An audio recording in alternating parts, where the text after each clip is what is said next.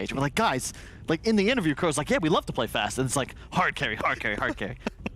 You do this to us. But ultimately, that worked because you have a Darkseer to play with. They had the Vac stun combinations, and Miracle's just all over the map. So it'll be curious to see what they do. We talked about them playing fast. We see already a Morphling in the opening.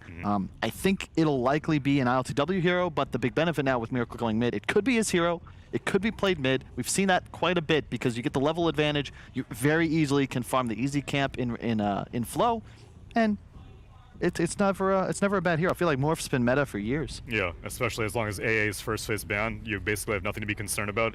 I have theorized that Bane should be good. You talk a lot about damage manipulation. Let's talk about heal manipulation. Need to have a vessel carrier. They already have it. Bane with Enfeeble is completely absent from every single region. I don't know why, because Morphling is very meta. Io's not as meta, which would be another hero that I feel heal manipulation would be useful against, but just absent for some reason. But I think he's a good hero. I think we'll see it later in. Dota Pro Tracker, it's one of the heroes being picked quite a bit in pubs. It's got a pretty nice win rate, so I'm sure we will see it. But I actually would say we're going to wait for his Team Secret series. Oh, okay, yeah. Puppy would get away with it for sure. Tsunami, before we even sat down, you said that Vici Gaming, one of the most consistent teams. What do they need to have that consistency as we're moving a little bit deeper into this draft? Their support duo, PYW and DY, has historically been, at least throughout Singapore, throughout Season 2 of the Chinese DPC, my favorite support duo in all of China. Old 11's reliable, but he doesn't really need to do very much. And same thing with Poyoyo, their carry player. He's good. He gets the job done. But unlike for Nigma, which I think is like a lot riding on the shoulders of their core players like Miracle, I think Vici Gaming, their consistency comes from their support duo. So they got the Grimstroke. Lion still in the pool. Snapfire gets taken out. Otherwise, that one's another China favorite.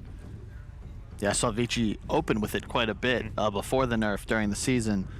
One of my favorite heroes, really nice with Clockwork as well. You just rein in the damage from afar, but in the laning phase, people, I think it was probably more of a cookie build when you were still with us, but nowadays it's all about the little shredder for the minus armor. Very effective against Roche as well.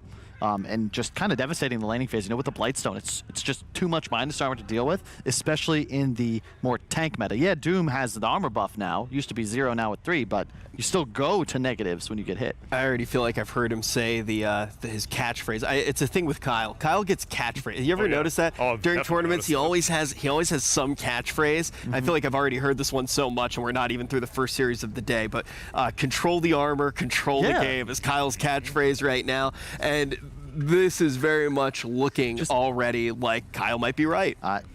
Who would have thought, right? It was funny. Definitely not chat. Insania, I was joking about him the other day because he's been hearing me say that since like 2011. It's like it's pretty much been the name of the game. And I think an underrated aspect that we don't see quite as much is the importance of magic armor. I think Veil is going to make a comeback. The spell damage increase, we didn't see it much, but it's real cheap and it's a lot of damage amp. And E-Blade, I've seen a ton of people picking up E-Blade. Elder Titan, another hero that if you have that magical burst, you just pop somebody, like they explode. Pugna, another hero that will probably have to wait till later picks in the draft, but it will be seen at this major. And I love it, the MC Darkseer. That's the way to start off for Crow and the boys. Yeah, especially the support duo is already confirmed, so don't need to worry about Enchantress, don't need to worry about Oracle. Seeing as how Vici Gaming pick up an Earth Spirit, which there used to be Earth Spirit mid viability. I don't even see Earth Spirit in general. Definitely the least picked Spirit out of the 4 in the past season. Mainly because roaming 4s are not that popular anymore. Mid lane's not easy to kill. They got full water runes every minute pretty much. What do you do as an Earth Spirit? You can try to win the lane, but unless if you have someone like a Darkseer on your team, what are you doing? Yep, you can stack camps, that's for sure. Sure. But Vici, they just double down. This is full greed. You know, Doom, not a huge counter pick to the morph, but now you have a Void as well. There is so much control. Both supports represent a lot as well. But it's definitely geared towards the late game. You know, Vici are playing for 30 minutes plus, and Team Nigma are going to certainly need a last pick that allows them to step on the gas. They'd love to be able to get objectives after a few hero kills. Yeah, now I'm thinking that Lina that we've been hyping up so much might be on Vichi's radar now, because definitely that was the most popular combo I saw with putting damage into a chrono, because you said the physical damage build is starting to become the de facto build for Lina, and they ban out the Juggernaut. Yeah, TA's already banned, which is one of the more traditional counter picks to Alina, because no matter how farmed you are, how ahead of the game you are, you're always going to be squishy and susceptible to high reach burst. But Lina's a must. Yeah, there it goes. Right, that is Lina? Yeah, that's Lina. Now, Puck is banned out also, so that's not a possibility. What other ranged mid laners can you put in? I think Medusa would be ultra greedy from Vici, so I don't think they would do that. I think Pugna is a possibility. You can also try to get more aggressive. Is Batrider still in the pool? Banned out before the Lina on Nigma. Cool. I'm gonna need you. I'll try. I'm trying to. Okay. I don't know. What is the third ban on I think it's Vici? because it doesn't have color. That it's a little bit also harder true. to see. The desaturation definitely does not help. Yeah. What is the third ban on Vici? From left to right, it's IOAA. And something with like a hat. It's either Bat or Monkey King. No, because Bat's on the other side. Because you said Bat ban, and I was like, oh yeah, I guess that could be Batrider. But now I see Bat on the left side. Dude, well, it's also like, I remember panicking. What was it? I was starting, long story short, I flew to meet Fear in Peru to play the open qualifiers. And I went to start drafting, and everything looked weird. Because you see in the spectator view, a completely different draft if you're in Dota TV or if you're watching live. And then I'm on the pick phase. I'm like, oh God, where is everything? What do I do? Yeah, it's on like the right side or whatever with the timeline. We lost like 9 games in a row. Yeah. Tiny banned out. Death Prophet banned out by Nigma. Leshrac is still on availability. That's a good point. How do you feel about Leshrac Shard? I thought it was a meme, but now it seems like it's actually like a really good thing that you build. It's just kind of silly. That's what I thought. Like the radius increasing you just spam stun. If you get an arcane rune, you're sieging or roshing, you just spam stun in the pit or on the high ground, and you just stand in it. So what are you supposed to do? All right, the draft has been rounded out. Void Spirit is Vici's go-to. How do they deal any damage into this chrono? I have no idea. I remember there was a great write-up on Reddit regarding Void and how to play around it and how you shouldn't pick Void Spirit with Void because you don't have the damage into chrono. You're not playing Dota Underlords. There's no natural synergy there. And I personally love what Nigma's got. This is speed. This is that last pick pace that they needed. They've got the Dark Seer synergy. ILTW Lycan is Beast. We'll probably see the Armlet Echo build that we saw throughout the DPC League. And Miracle mid-morph. All right, well, now that we have everything in front of us, Kyle, how do you expect this one to actually play out? I mean, I'm not going to change my predictions. I think that, Curl and the boys, they've been here longer than any other team. They came to Kyiv early. They've been boot camping. They've been grinding. I think they've got a little bit of that honeymoon period, and I love their draft. This is the style I like to see them play, and I almost always feel like they come out ahead when they're the ones in control of the pace of the game. I don't know when Vici got here. I don't like this draft. It's not what they did during DPC China. I have to change my prediction. This doesn't look good for Vici. I'm not on board with this. I'm going Nigma. Okay, and I mean, you were the one who, when we got here, you're like, Vici's most consistent team. May need to retract some of those statements, it seems. We'll see how the game plays out, but I don't really know how why would you pick Faceless Void and then not get a last pick mid who can deal damage into chrono? Banned out, I guess? I don't know. They had Leshrac, they had Pugna. There were options. All right, well, finally, we're going to get to see some cross-region play. We're going to get this started right now. Let's get the major underway.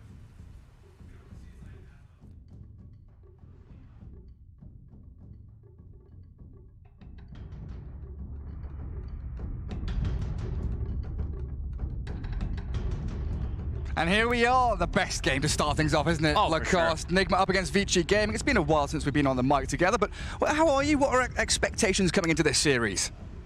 Man, I don't know. I feel a bit disappointed at Vici Gaming's draft because this is the team that I hyped up the most throughout the first and the second season that I've been working on the Chinese region. Now looking at the draft, I'm like, what are these guys doing? This is not what they've been playing. I don't know if they're jet lag. Tsunami said, like, when did they come here? Because this is definitely not the draft that they've been playing.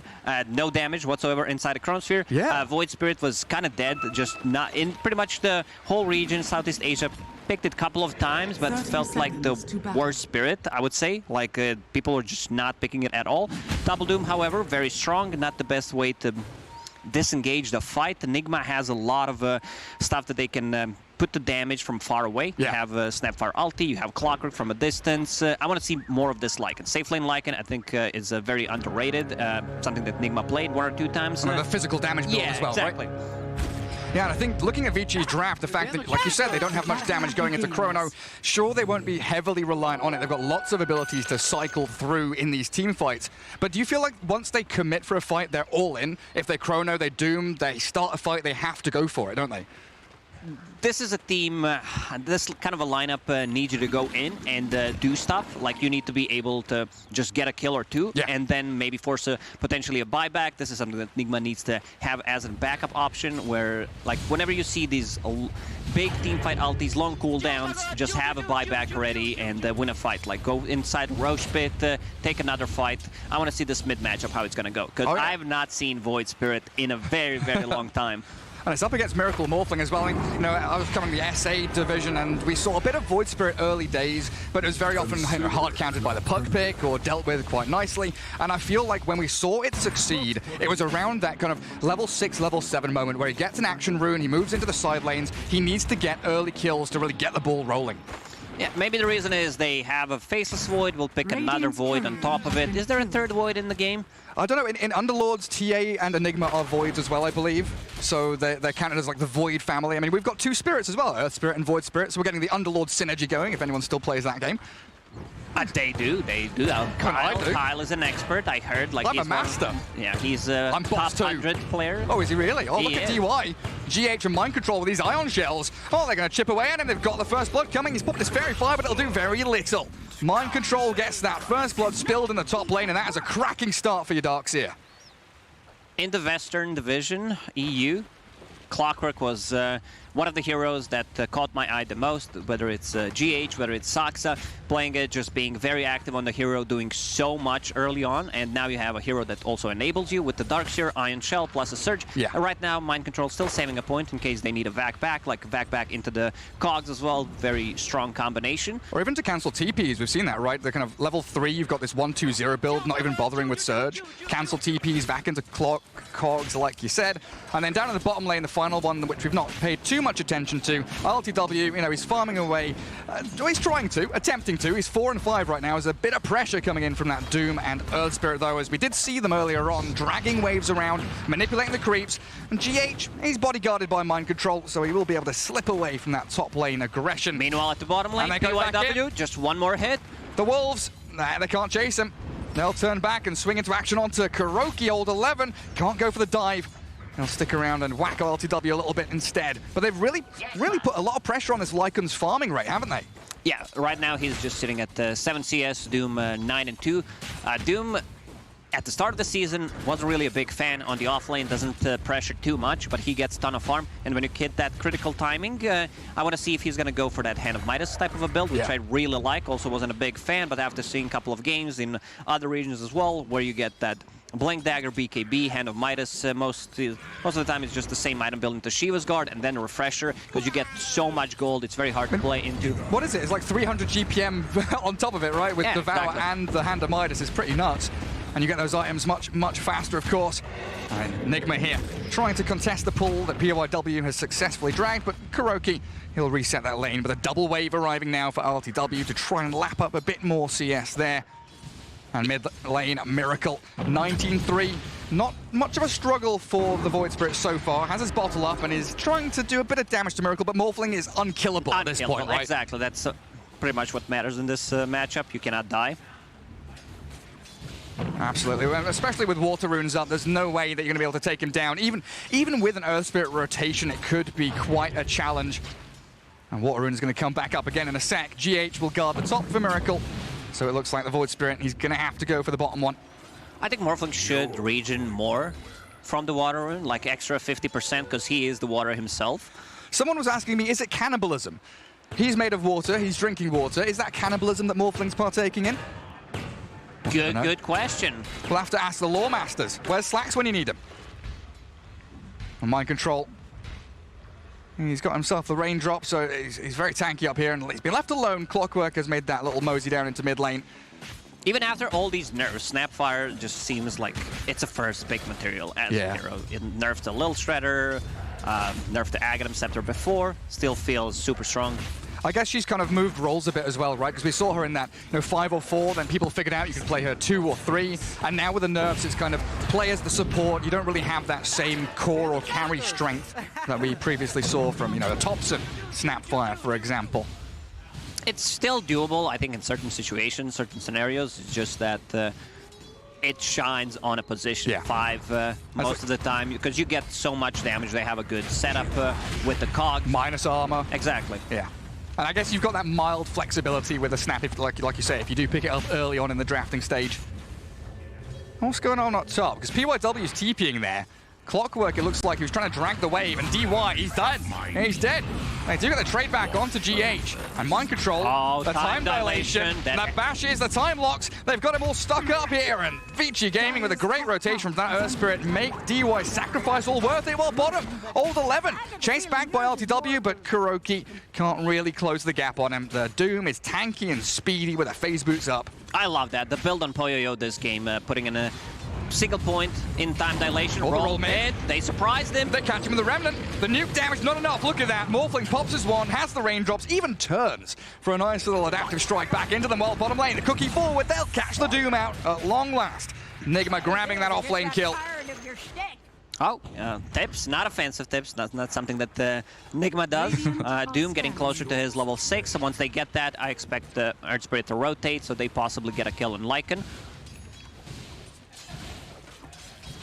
What are we looking for here in terms of the game plan for Nigma? Because we went over Vici Gaming in terms of how they want to approach fights. They're waiting for level 6 on the Grimstroke, on this Doom. Their ulti is very important. Nigma, what are they focused on? Is it item builds? Is it Lycan and Morphling hitting item timings? As a Morphling on a mid lane, like you can put a lot of pressure, just force a rotation, as we've seen. Just being very annoying, because Void Spirit without items, he can't really kill you. They need to bring Earth Spirit to silence him, or a Doom. He doesn't care too much about the Grimstroke rotation. If there's a Phantom, there is a 1 point in 1, because you have all that agi, it just instantly dies pretty much. Oh, Old 11. He's going to phase himself over Kuroki. The big bad wolf is coming, though. The shapeshift from LTW. He's going to slice through this Doom after the Inkswell ends. LTW should be able to finish this one up. There's no way PYW or DY can save him at all. He's even going to go diving a little bit deeper here, considering the move onto the Grim. But gives up in the end. There's creeps to be had back at his tier 1 tower. First good usage of Lycan ulti. They get a kill on a core. Lycan going into right click. There's no necro units anymore, so you have to figure out what you're going to build. Going into Echo Saber, probably going to be... maybe Armlet's not the best one here against Doom, even though item got a huge buff in terms of how much damage you actually receive from having it on. Yeah, I guess with the Doom, the Magnetize, even this spill damage coming out from the Void Spirit, the Grimstroke, it can be a little bit nasty to try and toggle your armlet. But we're seeing Vici Gaming here almost scrambling to try and make something happen. You see the net worth of the Void Spirit right now, 6th position. It feels like Ori really wants to get himself on the board, find some kills, but mid lane is a no-go zone. Bot lane really hasn't been successful for them. Are we waiting for the Faceless Void to TP rotate with a Chrono? Because right now, the game is almost slipping out of Vici Gaming's hands. It's a 1k gold lead. We still need to see first Chrono rotation. Once again, very concerned about their damage output inside a Chronosphere. No range hero. Like, I would maybe prefer if Void Spirit was a Leshrac, but that's just me, because this hero feels completely... Oh, hello. Oh, bottom. Never mind. Fake out. I think he killed off the creep that was being cookied forward. Yeah. And on the top lane, Poyoyo is just farming, going into Maelstrom, pretty standard build on Void these days. Yeah. One thing I like is that he's maxing the Time Walk, because there's a lot of overtime chip damage coming out, especially from the Clockwork and the Iron Shell, so he decided to max it out. And Kuro going to get away from PYW. And again, it's a Vici Gaming movement that comes to very little and might actually set up for Nigma to turn on them. They jump into the cogs with the Void Spirit, but PYW stuck in here as LTW back into Shapeshift, and GH finally pops to that late damage from the Astral Step, while a good TP from DY gets him safely back to Fountain. But Vici Gaming making moves and not really having the payoff, as mid lane they do deny the tower away from Miracle's Morphling at the very least. Something that shouldn't happen. I think he got surprised. Old 11 Still going for that Hand of Midas. He also got some chunk of gold after denying that tower. So, all good there. Meanwhile, in the top lane, Rocket just scouting things out. Boyoyo continues to farm. Yeah, untouched. Absolutely untouched on that Faceless Void. 4,200 net worth. And Mind Control, he's even dropped the wall earlier on. But that's another thing, right? If you're looking at this Vici Gaming lineup with all the damage they've got, once MC gets himself, you know, the Pipe, the Mech, the Greaves, or whatever it might be, he mitigates a lot of that team fight potential. Now the Kuroki gonna get found in the trees here.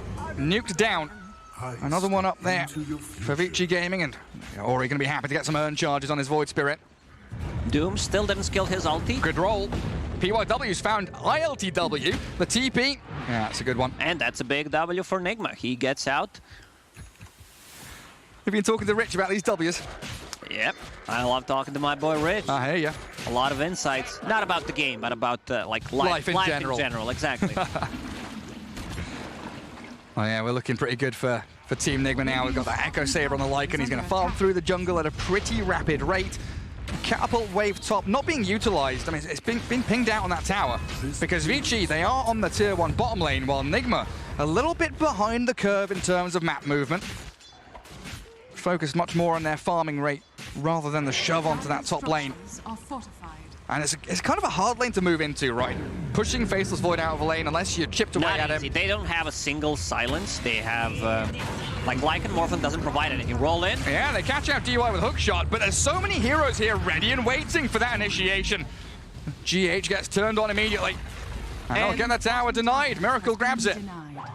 1-1 in terms of deny. Wolf. On the Wolves, the kisses are coming. Oh, he's got Time Walk, he's going to TP out, and there's no more stuns. That's all they got. He cancels. He wants to turn around and fight this. They've still got Chrono ready. If they want to find the big bad wolf, the time dilation's there. Maybe Kuro will be that final kill they'll find in that top lane. Try and get some bashes going. He's forced the wand out. And there's a Snapfire dropping.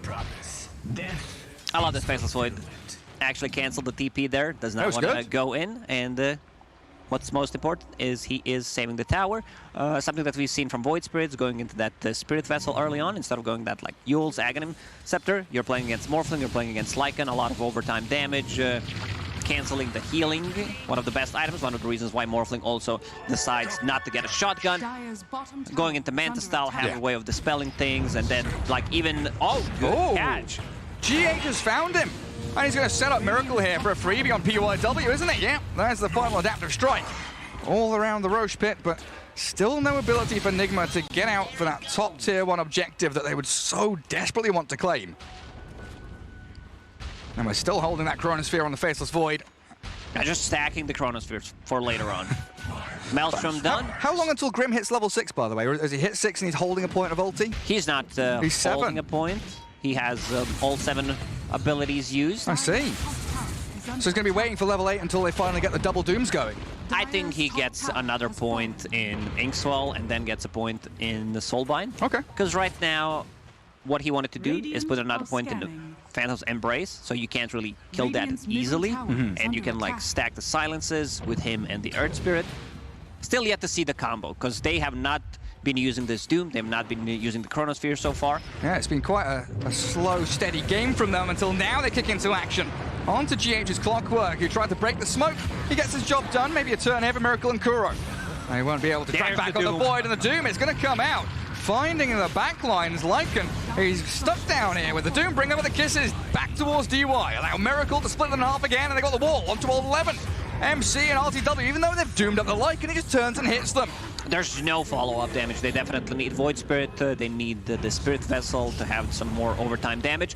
Good thing for Vici Gaming is they have one of the better heroes to utilize the Inkswell. You have Void Spirit, Earth Spirit, like pretty much everyone loves to have it on because all these heroes are melee and they want to jump in. Absolutely. And now we've got that mech up on Mind Control. That's going to be a great little save there for Nigma in these longer extended team fights. He's waiting down by that bottom rune, a dangerous place to be, and it's an arcane that can be grabbed up here by Vici Gaming.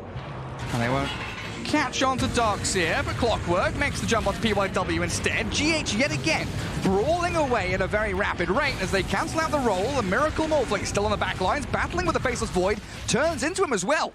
Time dilation, not something that Boyo really wants to be handling. Cookie, and the he needs to be Cookie, careful. he's straight onto the Faceless Void. They time walking back up to high ground though. The Wolves are going to scout. RTW hunting and chasing, but doesn't have the follow through.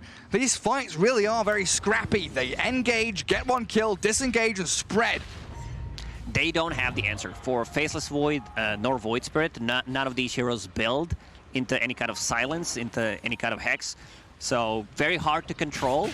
So VG Gaming should keep fighting. I want to see a Chronosphere, even though it's not the most, you know, they don't have the most damage inside a Chrono. Just placing it on one of the supports is gonna do the trick. We'll put it on the Lycan. Waste the shapeshift time. Make sure your supports can survive. Well, Miracle has that Manta style done. Over towards the Ancients as the rest of his team making that barrier in front of his Ancient area. MC breaks the ramp, walks up to high ground. Gonna spot out Old 11 in a second. Again, they don't really have that great ability to jump, catch, and kill. They need Clockwork. Clockwork needs to be pretty much involved in every single kill. He needs to be active. So far, he has been involved. There it is. There we go. He goes in. But then what? Yeah, he's been silenced up. They've got stuns, they've got slows. They will try with this wall and the jump in. Miracle finds PYW. But VG Gaming, probably quite happy with that. Wall dropped. Nigma expend a decent amount. And they'll be able to reset and maybe think about fighting around this Roshan because Nigma are walking into the pit. They have enough damage with the Morphling Manta style, with Lycan inside the pit.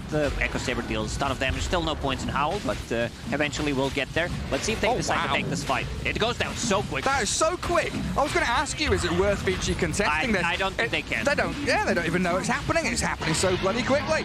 There's ages now for Miracle. So the unkillable, unkilled Morphling now with a second life. They've got an Arcane Rune on Ori mid, though. That's a big one. If he gets multiple spells off in a team fight, it's gonna wear off in the next 10 seconds. That's unfortunate. That would have been a great spot for VG Gaming there to use this bottom jungle platform area, just to move in towards mid-tier 1. Again, an important objective for them to grab. And this is why Mind Control is the best Darkseer player in the world, in my opinion, because he does not go for Aghanim Scepter first item I've seen in the other regions. He wants to be able to fight with the team, tank up. You know, Aghanim Scepter makes you tankier, but components, it's just stats pretty much, so you don't get that value that you get from the mech. Yeah, much nicer as like a second or third item. Sure. And when you've got like an Ember Spirit or, you know, a Lawnmower hero, right? Shot misses. Yeah, they don't catch PYW. But maybe later on the Aghanim Scepter Darkseer could be good on the Lycan. Chasing people down and running them into the ground. As Nigma really do secure themselves a nice little foothold in that top part of the map, in that dire jungle. VG Gaming, they need to play a bit of a split push game for the next couple of minutes, just to get them back on track. Very limited on stunts, as we already mentioned. No silences whatsoever. Their catch is Clockwork. If he misses a hook shot, then on the other side of the map, you can start playing more aggressively. But Nigma, they're not stopping. They took a tier 2 tower, they can take the outpost, and that's exactly what they're doing. Yeah, it's quite nice as well when you've got that kind of situation you're explaining. You know, Void Spirit feels the need to catch up a little bit. Void can farm that area you're indicating down bottom, and then Doom doesn't need that much space to farm. He can devour, he can keep his net worth and gold going, but look at this. Nigma are on your high ground. They're using this first Aegis very aggressively. Miracle forced to dip away from the tier 3, doing about a third of the HP in damage to it already, 18 minutes in, and more importantly, forcing all of the TPs back. And also what's important is they are keeping a tier 1 tower on the mid alive. They're controlling the runes. Miracle right now with the Arcane Rune going into E-Blade. So supports need to be careful. Even Void, he's not building into BKB yet, going for SNY, a bit of status resistance, which is okay. Like Faceless Void, if you tank up, if you survive, you don't even need a BKB. If you can get like Scotty Satanic, I think that should be the build here against the Morphling, especially like an ulti. A bit prematurely. He's hungry. He sends the wolves up to scout out DY. The kisses are coming across, and Morphling, he's turned into the Earth Spirit, gets the catch with a roll. Beautifully done, and Old 11 is being hunted down. You can't catch him out. The hookshot does miss, but Old 11, Echo Saber slapped down, and the roll back in. Miracle just keeps it going. A double for your Morphling, and GH unfortunately couldn't quite getting onto that bonus kill, but Nigma, they start the steamroller now with that first Aegis. Very aggressive move there from ILTW, just runs in, he gets leashed, but you know, this wolf/dog cannot be leashed that easily, especially if there's no one around him. And what's most important is that he provides the vision for the team. They also don't have enough burst damage. 19 minutes in, where's the Chronosphere? That's like, we haven't seen a single one, have we? Nope. Oh yeah. Oh, we have been saying that there's no damage really to go into it, so maybe So maybe that's why he's not using it. He's just not using it. Well, Faceless Void, he's got some other spells, and he's building some nice items like you were mentioning. SNY very close to completion. A little bit behind the Morphling now as Miracle starts to create a bit of a gap that Faceless Void potentially might not be able to bridge. Good hook shot. GH, finds Old 11 off in this dire triangle, but they roll back in towards the clockwork. PYW, ink swelled up, and now the Chrono. There it but is. the back wall is onto 4 of them. DY being slain by Miracle. They do get the Doom onto the docks here on the back as Kuro gets rolled on again. The bashes from Poyo and VG Gaming strike back, but Morphling is such a potent force, you can't contend with Miracle. A good vacuum back. I believe that hit on 4 heroes on the top of the wall. Great way to disengage. And we can see the lack of damage inside the Chronosphere. Another like an ulti. Another one, yeah, he's going back onto the Void Spirit now. I mean, they're both Voids back behind their tier 2. Nigma starting to put the pressure on real thick here. 14 to 11. The kill score, the net worth difference doesn't seem by the metrics that there's that much between the two teams, but the pace at which Nigma have been playing the past 3-4 minutes around that first Aegis, pressuring high ground, moving up to tier 3s, and might be even going up again. Poyo Inkswell. They want to get onto Miracle. 20 seconds until Aegis is reclaimed. They know there's no cooldown. Like, cooldowns are there. No Doom, no Chrono. Let's see the combo. They go on to Morphling. He's still got Aegis, and he's gladly going to give his first life as they get the Lycan out of there. Kuroki saves the day for RTW while Miracle rolled upon yet again, but he got the strength morph off. Looks like the Morphling should be all right to waveform back as Kuro gets healed up by the mech, but PYW helps Ori. They need to get more. PYW needs to connect with his spells. But he misses the roll. Jinx. He misses it, and now you got this Faceless Void, Miracle Morphling jumping away. Old 11, has he got a Doom? Has he got anything to stun him? Miracle is just dancing around him. The Ballerina Morphling pirouetting around VG Gaming. No catching this fella. This is the silence. This is the silence that they need to charges on that silence from Void Spirit so he can control the backline, but they will have tools to deal with it. Manta Style is already there. Darkshire with the Guardian Greaves. Oh, it's a full Greaves now, yeah? Oh, he's bringing so much sustain to these fights. And what's the next move? It feels like Nigma kind of just wants to wait for second Roshan, then potentially finish the game the way they've been going. And VG Gaming, is it just try and chain smoke, try look for fights? They need to use the Chronosphere. Next Roshan may respawn in 2 minutes, so this is where they should try to take another fight. Faceless Void going into Scotty. Smoke from Nigma. Oh, he misses out. The hook shot not on the mark from GH this time. And it looks like Void Spirit's going to get away from the Cogs, but the E-Blade Adaptive Strike, that shotgun picked up by Miracle, slays DY, and RTW into the wolf form, but he won't find anything to pick off in that triangle. I'll just take control of the area, ward it up, and start thinking about the push. Look at that. Miracle also finds a Nether Shawl, which is probably the best item you can find on Morph, just a better hood overall, plus some spell amp on top of the shotgun. He had a perfect game so far. 8-0-0, which means that he stole every single kill that he was involved in. Which you want to do with Morph. Something going in the way of VG Gaming, and the Doom coming out as well. Old 11's beekeeping himself up, and they are starting to slap down into RTW. Ori picks up a double kill as Nigma stick around too long with a couple of heroes in the triangle and spreading the map too thin. Not sure BKB was needed there from Old 11, because it's just a Lycan. He doesn't deal any magical damage, but better to be safe than sorry. No stuns either. Both mid laners actually having a really good game. Not even a single death on both of them. Ori also 8-0. Going into Kaya Sanj, which is one of the best items in the patch, I would say. For sure. Even after the nerfs, the status resistance plus the spell amp just feels so good to have on certain heroes. Yeah, like Lash, Void Spirit is a spectacular item. And he got a couple of Spirit Vessel charges still there up his sleeve as well, so he'll very likely be holding them for whenever they find Miracle Morphling isolated, or the ability to jump onto the Morphling with the Earth Spirit and the Void together. But Nigma They're going to know that it's nearly Roshan time. We're getting to that point where it's fast spawn time. So these smokes are looking to secure themselves the top area of the map, get some kills, pick off DY here, and it looks like it should be a pretty simple one for Miracle to continue his streak. And that's godlike for Miracle. Roche will respawn in 2 minutes, so they don't need to rush things. They could potentially take a tier 2 tower on the bottom lane. Tier 1 also still standing there. So free money. Yeah, free gold on the map. Absolutely is. That's why we've got these couple of heroes here. Void Spirit pushing the bottom lane, showing on the map, and Faceless Void playing off map in these jungle camps, just trying to extract as many resources from the map as they possibly can. But the Wolves are always scouting them. Like, wherever we look at these Vici Gaming heroes, they have a wolf on them. There's Vision, and Miracle, ooh, he's not going to find him. Beautiful attempt to try and catch the Earth Spirit on his escape, but not quite there. What a wild game. Like, score pretty much even. Vici Gaming leading in terms of net worth. You know why? Doom? There you got it. Got it, Gary. A lot of it. Like, this is where Doom shines. Like, he wants these mid-game fights when he gets the items going into Sheeva's guard. His next item, if it comes down to that, should be a refresher. And then you potentially have 3 Doom targets if you can execute. Problem is, DY does not have a cast range item and didn't find a neutral one, didn't build into one, instead decided to go for a force staff, which is okay. You know, forcing people out of the cogs is something nice, but you need to be close. You need to be standing close to the fight. The cast range on that Soulbind is not too good. They're getting scouted by the Wolves. Yeah, everywhere they go, the Wolves will follow. And they try to smoke there again, vying for control around the Roche pit. What's the timer now? 10 seconds. And Nigma are the ones that look like they're in prime position to try and grab this. But Vici are also ready. They've scanned the pit.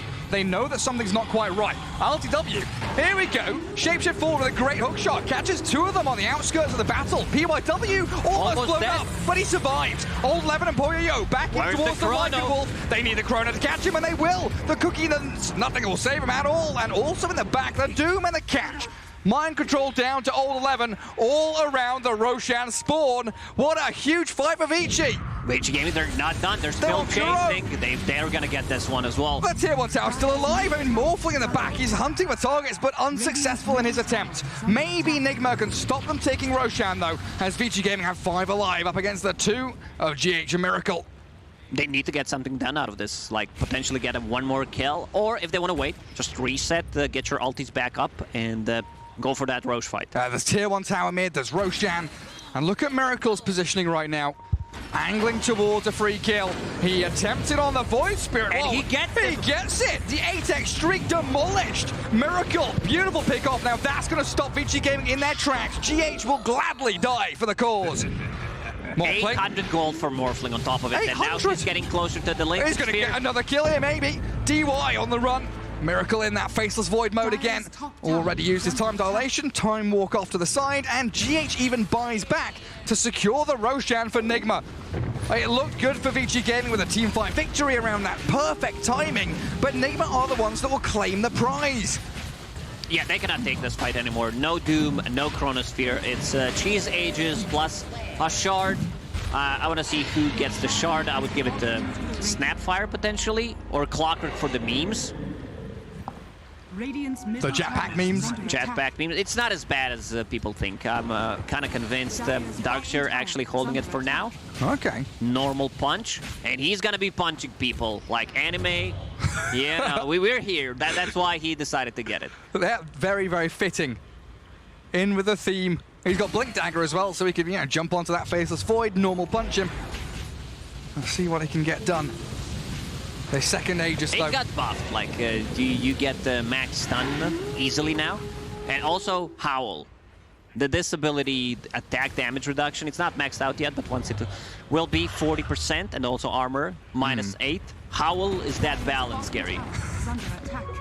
It's pretty bonkers. Such a good debuff there coming out from LTW. Radiant's top tower is under attack. I guess Snapfire's got no points in Scatter Blast. Did I see that right? Yeah, that's why they didn't decide to give her Shard. It's like one of the old memes. Buys Aghanim Scepter. Doesn't level up the skill. Exactly, doesn't level up ulti. Well, Kuro looks like he's holding a point there as his talent tree flashes. We've got Morphling. Still with that now, the Shawl sending the Grove Bow back.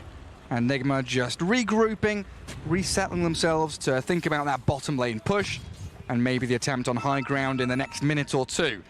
Well, Vici. And because he picked up the Aegis, doesn't need to go for Lincoln here. He's not afraid of the Doom. Instead, decides to go for Scotty.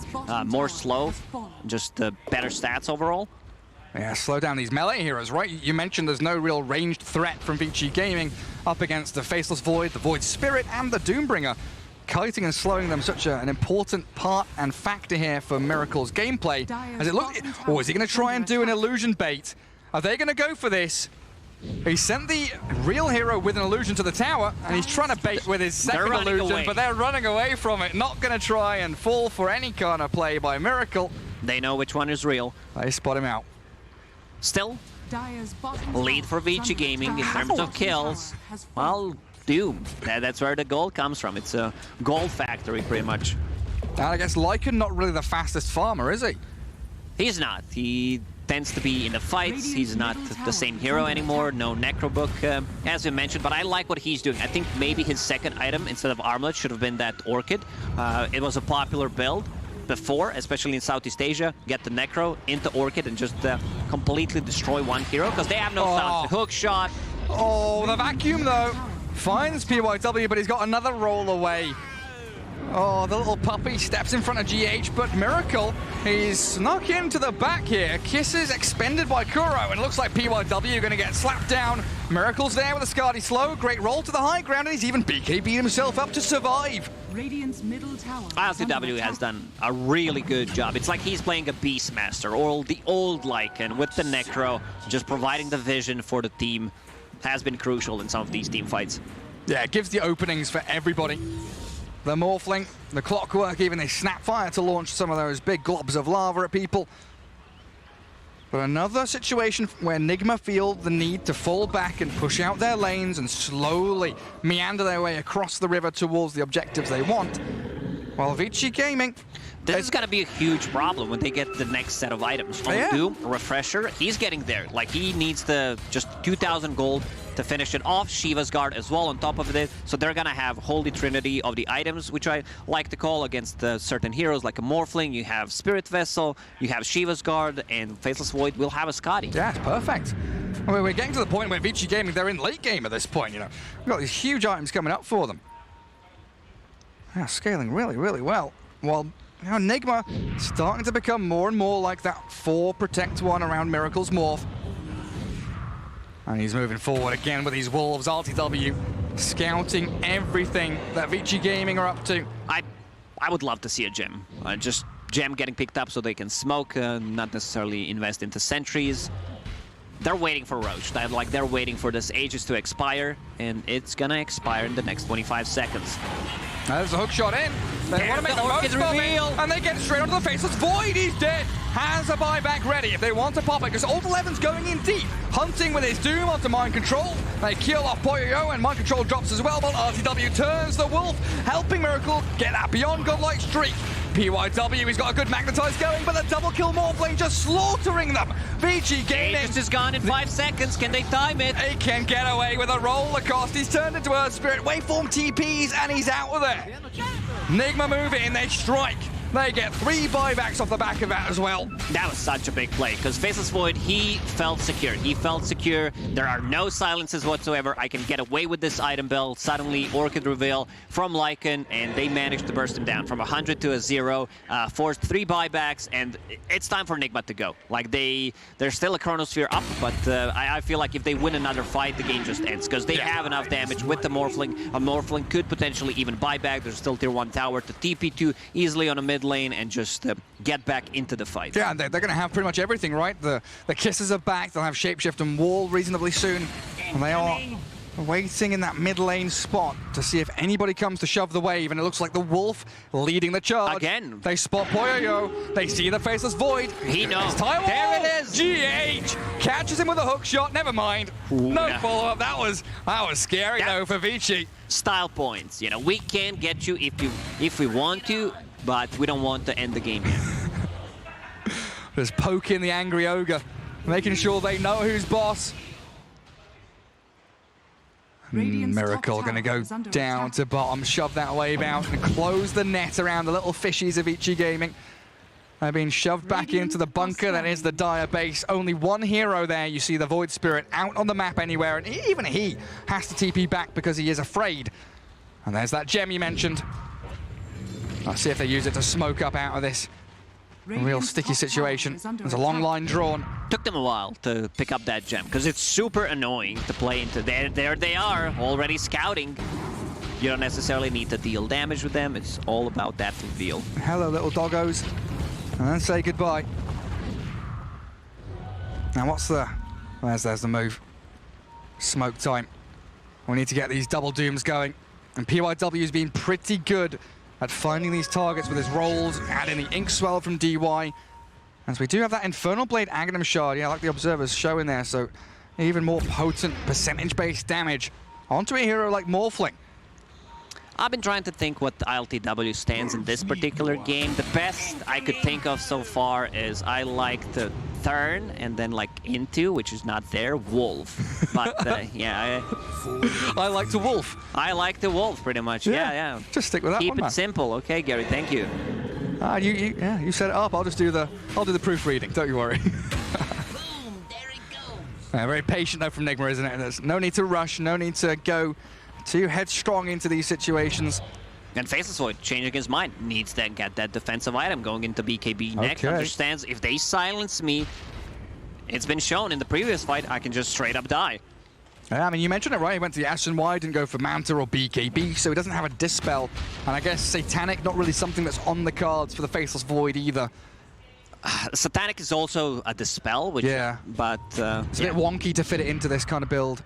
I think he also wanted to have something to defend against E-Blade, because if he gets Ethereal inside a Chrono, there's not going to be any damage. Still, they don't have any real damage. Well, they have 3 melee heroes and the 1 range hero, which actually does not deal damage inside a Chrono anyway. And you don't want to have to BKB to get rid of an E-Blade, do you? But we'll see what he gets up to. As Vici Gaming still not able to take down that mid-tier 1, 36 minutes in. They get some good vision down, and they are here, ready to make the jump onto whoever shows to push out that mid-catapult wave. It's ILTW, shows under the ward. Do they go for this, Lacoste? They will. Blink Stomp Doom, Old 11's in. They make the jump onto it, and the Chrono catches Nigma. 3 heroes in the bubble, pants down Nigma. They're getting slaughtered there. Michael has to buy back. ILTW does it as well, and Snapfire will return to the battlefield. The vacuum wall, MC, he's in on top of all of them. Miracle's in trouble though. He's lost the majority of his Agi. He's had to shift straight into strength. Comes back in as the Faceless Void, as the roll across, misses out on him. Spirit can't catch him. And Vici Gaming come out with a double kill, but the Doom is in trouble. Still alive. They're still taking him down. Miracle, he's on Poyo. The finishing blow gets the godlike streak to continue. PYW's caught up there with a battery assault, and RTW is hunting for them. Bashes the Earth Spirit, gets caught up in the nice little remnant, but he's dead. 100 seconds. 3 buybacks by Nigma. This is something that I mentioned at the start of the series. It's gonna come down to that. You want to bait one of the big spells, like a Doom or a Chronosphere, instantly buyback, and try to win a fight 90 seconds without Faceless Void. How long on Roche? 45 seconds. So they need to go mid, like potentially get 2 sides. I don't think they can finish the game 80 seconds. We'll see Doom getting closer to that refresher. What he can do is, okay, he actually has enough money. That's it. Hookshot misses. We heard the sound. But yes, that was the fight where we were expecting Nigma to, take out these heroes that don't have buyback. So really, it's a full minute still, Gary. They're gonna jump. Miracle's getting caught out here. They've got the refresher orb. Old 11 with the soul bind. He Double has no Doom. buyback. He's gonna die. Not He's gone for a money. minute and a half, and they've caught ILTW as well. Wall stomped him. Lycan's an absolute goner. Oh, they did not respect that. What a play from 11. He actually gets enough money for refresher. Even if he didn't, I think he could potentially sell the Midas, get the gold, and just surprise them. Like he surprised that Morphling. Morphling needs 800 gold for buyback. So next Roshan is up. Vici, they don't know that. It's very hard to have a good read whether he has or does not have enough money for that buyback. And they can go inside the pit once Faceless Void. Look at the lead now. 12k lead for Vici Gaming. I mean, this Nigma side, They really needed to push their advantage a little bit earlier on because Roshan is about to be scouted out by Vici. They move into the pit. 4 heroes alive. Void ready, like you say, in about 5 seconds. And there's still that minute window. Like they can't might stop it. Try to go in, potentially like sacrifice one of the heroes and try to steal something. What's Roshan gonna drop? It's Cheese Ages plus a refresher. So potentially, Gary. Oh, how many? Potentially 4, but there's also a possibility that they add another one. Let's say you double doom someone with the Grimstroke ulti, so that's 2. 1 hero dies, and then it latches to another hero, and then you'd like doom him again. And then that's too much math going on there. Yeah, like right now they have 4. Maybe they give it to Faceless Void, because Faceless Void has enough mana to actually cast 2 Chronosphere. Before he was struggling as a hero, but now you build into these stats. You also get the stats on your own levels, so not bad, and getting closer to BKB. Yeah, he's nearly got that, you're right. That is absolutely huge for Vici. Dire's bottom tower is under attack. Doombringer up at the top of the net worth at 25k, overtaking, leapfrogging across Miracle's Morphling. And Nigma now the ones. He decided not to get Lincolns in the end, just went for the full Butterfly, has a Scotty, finds Spell Prism, and of course finds Illusion Escape on top of it. Perfect. Because it's just the thing. Ice Frog and Gaben, they love to give certain items to certain heroes. Personal gifts, here you go. There you go. What level's the Dagon on the Void Spirit? I saw he started picking up Dagons now. Oh, it's pretty high. It's actually Dagon 5. It's Dagon 5 already? Jeez. So what they want to do with Void Spirit, like all that damage amplification from Kaya's Sanj, has also Enchanted Quiver, level 25, to simulate stuns for 2.5 seconds. So a lot of stuns, like Earth Spirit going in. You have Doom with also Shard upgrade, so that stun is increased by 0.6 seconds on top of it. You have a Vor Stomp. And this is it, like Doom, he's ready to go. This is what you've been waiting for. Like this, like, until this point, you weren't really playing a game. Like now the fun starts. Now you're suddenly an actual hero that you picked it for. My goodness. Yeah, late game hitting here. Real hard for Vici Gaming, getting into the groove of things. And they are smoking down south. It looks like Morphling was just in that bottom right-hand corner, the elbow of the map, hiding away in the trees. Vici Gaming won't be able to spot him out, as it looks like he has a Blink Dagger queued up on Miracle there. So I guess the Swift Blink might be coming for him. A way to jump in and out of these fights a little bit better. Bought a book and now has 2 waveform charges, also gets a blink, so he can get in and out of the fights, potentially blink out of the Chronosphere, but what he wants to do is blow up Grimstroke. Yeah. Like Leash mechanic, too powerful to play against DY, not a single defensive item, just a Force Staff, could potentially make a big play with the Trickster Cloak that he's holding, just be invis in team fights. Right now they have no gem on side of Nigma.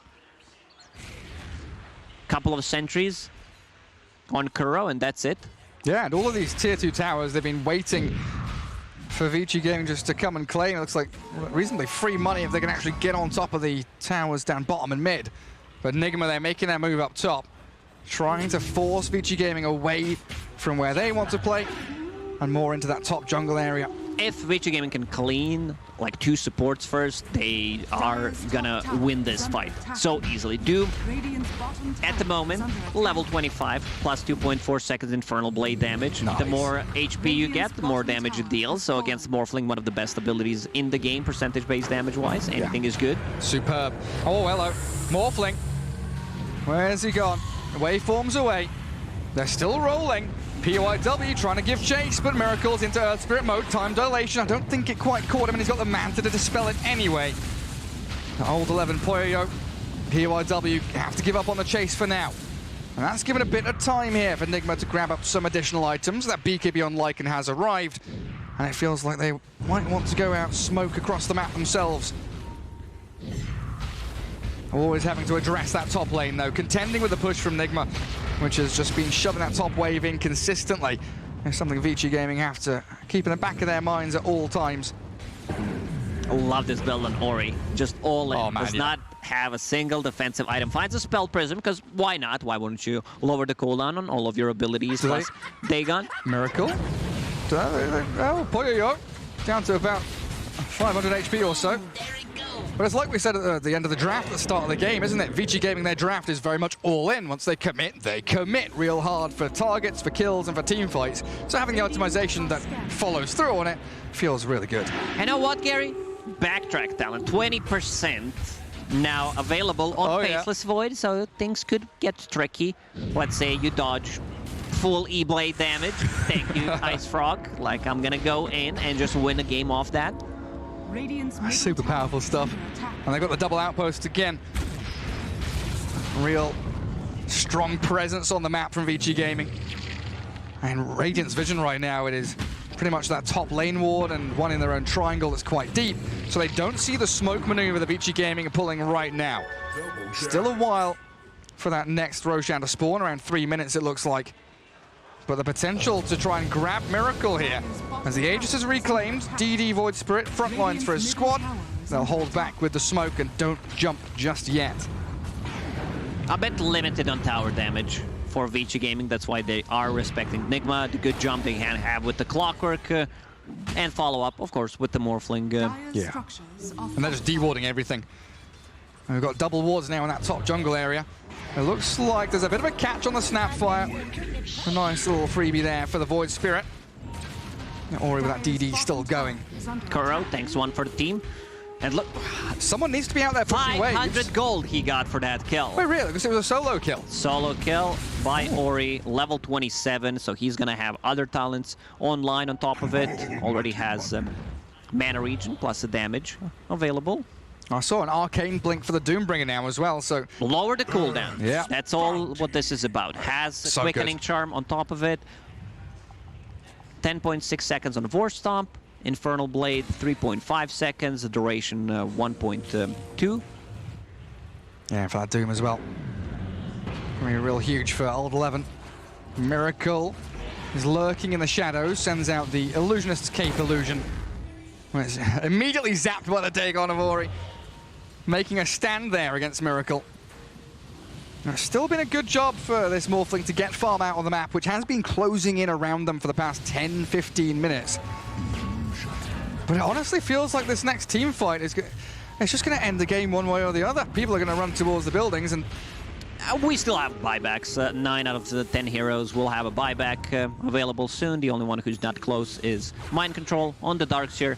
Bought a full Wicked Spear. He buys the Scythe of Ice. He comes in, but Ori's out.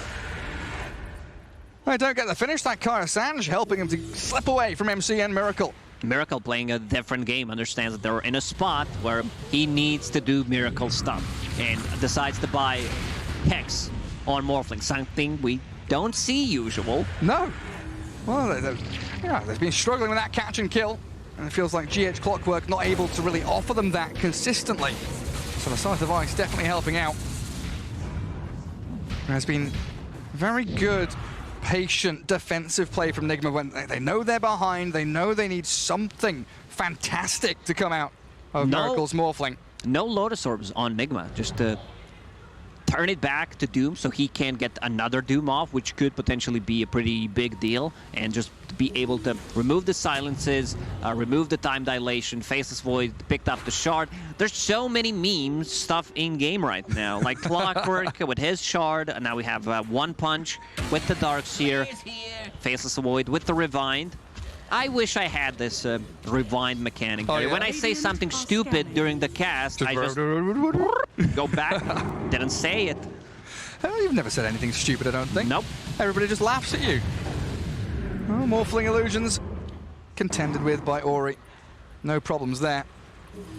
But it's a very unusual map state to be in. Enigma are the ones moving out, pressuring lanes and continually pushing with the Lycan Wolves, with the Morphling, and Vici Gaming almost scrambling to find these fights, but it's not like a desperate scrambling. They're not in a rush to do things. They're still just looking for that perfect pick-off which can swing them into an objective or a Roshan or a high ground push. It's quite a delicate position to be in. 23k gold lead for them. Doom also getting some higher levels, higher than 25. Not the best talents that he gets. Ooh. A DD rune on Morph. Does he want to do something with it? That's the question. Do you want to go out and play the map with this DD rune, look for a team fight, or do you want to sit back and farm a little bit more? Because you've got some big items coming out. And RTW shapeshifted. Already Normal going punch. in. Gets the wolves going. They've got a silence onto the Void Spirit now, but he's managed to get himself away and cheeses up. But the chrono.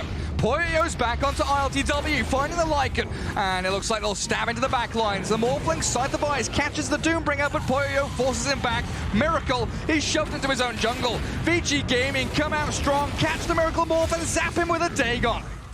Poyo picks up that final touch on that kill, but that is a statement of intent from Vici. This is their game, their map to control, and Nigma has no right to be playing down in that bottom lane. Yeah, one of the best heroes in the game, in the late game. You have Chronosphere, you have Faceless Void with the backtrack now, you have double Doom, triple Doom, even more Dooms if they decide to hand them that refresher that Faceless Void is still holding on to. Next Roche may respawn, it is gonna respawn in 50 seconds. Oh yeah.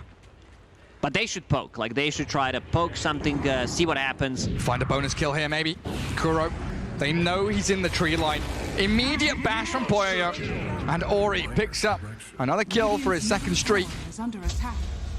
GH and MC, they've hookshotted and vacuumed this Earth BKB Spirit. in a second. He's going to BKB and attempt to roll, but it's cancelled out by GH. So Earth Spirit down and something going Nigma's way. But the push is coming. Like, you did not expect aggression from offlaner and position 4, who are the only ones who are alive at the moment, and they get a pick off. They're still going to have to contend with this actual shove into their base, though. Look at mid lane. They've got creeps coming in onto tier 3 tower. They wall up, but there's the dive coming in. The two Voids going to work, pairing up beautifully, and we're going to catch out this Darkseer inside the bubble. Old 11. Hook shot it up, and GH dead to rights under his own tier 3s. Buybacks are available for Nigma. Everyone has a buyback. It's just that if they, like, they will probably need to buy back if they want to contest a Roche, because Roche is holding on to too many stuff right now. Four free items for them. Yeah, an absolute delight in that Roche pit. And there are the buybacks, just as you expected. Rocket Flare is going to try and scout out Vici Gaming's movements as well. And back to controlling the lanes we go. And Vici just not taking any risks here, really, are they? They know that they can keep this going, extend things out. They are scaling and accelerating a little bit faster than Nigma, who want a team fight right here, right now. Vici has been very stable in terms of decision-making, experienced team, so they know how to win a game. Like, they love to play these type of games. The Void Spirit illusions. Lycan's going to try and kill off one. Morphling takes down the other.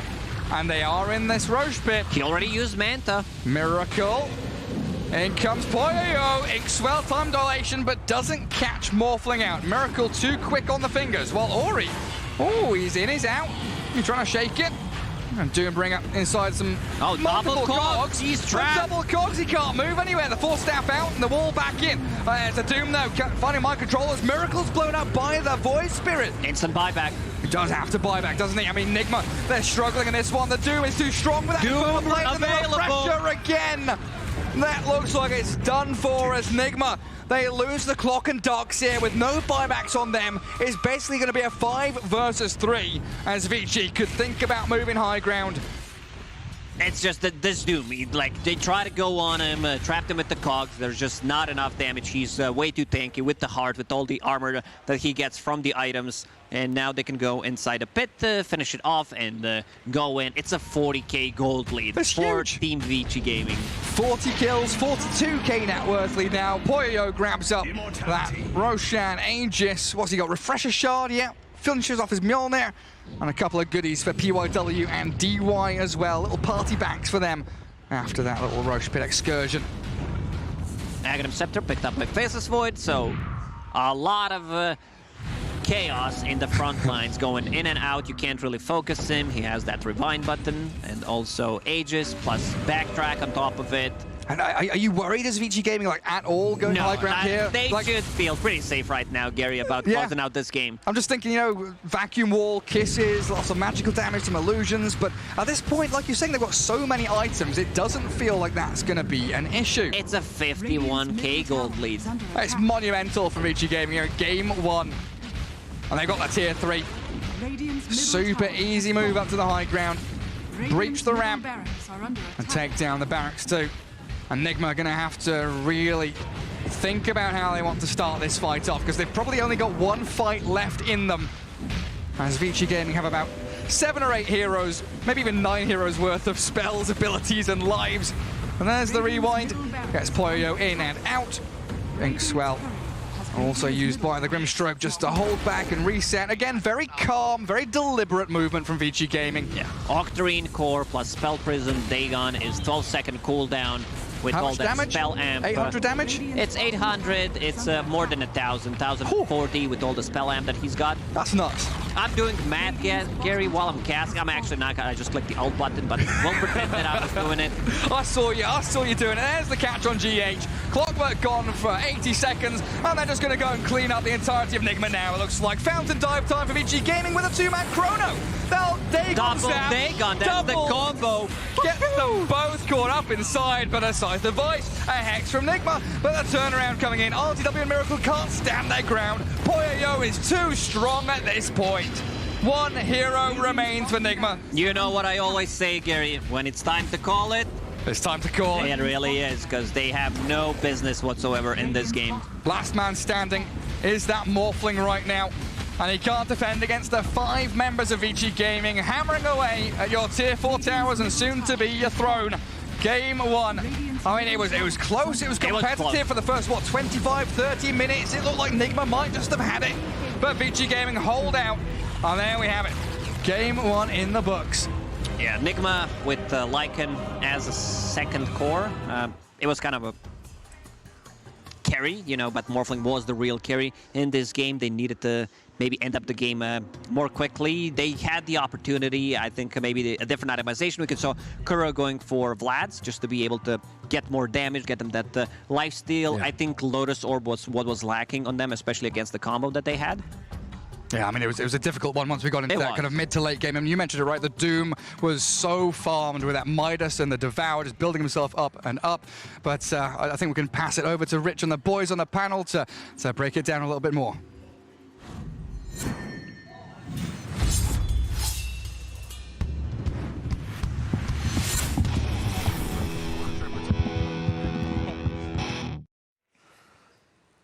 Man, I've been gone for a while, a really long time. That Lycan pick got me excited. That used to be able to do quite a lot of work for them. This time, it doesn't look like it's going to be able to. A very important series. Keep in mind, obviously, it's the beginning of WildCard, but when we're looking at Nigma and Vici, these are two of the teams that we're really expecting to try to make the move out. Splitting here, going to have some ripples as we move forward in the tournament. But let's start with the predictions. We'll start with yours, Tsunami, because you kind of... the series predictions, of course, right? Yes, but you did turn code a little bit when you ultimately did see the draft come through. I did. I think you put a lot on the final Spirit pick, and then also just saying, what are they going to do in the chrono? Right. How did it end up playing out in your mind?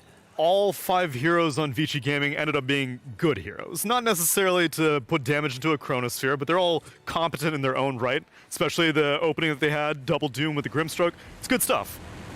I was kind of blinded by the fact that I wasn't too big on this last pick Void Spirit to put damage into the Chronosphere. But then also Nigma last picked Lycan. Yeah. And this is a hero that has yet to really find its place, I feel. We're seeing teams attempt, Armlet Echo Saber, stuff like that. ILTW ended up getting an Orchid to deal with the Void Spirit.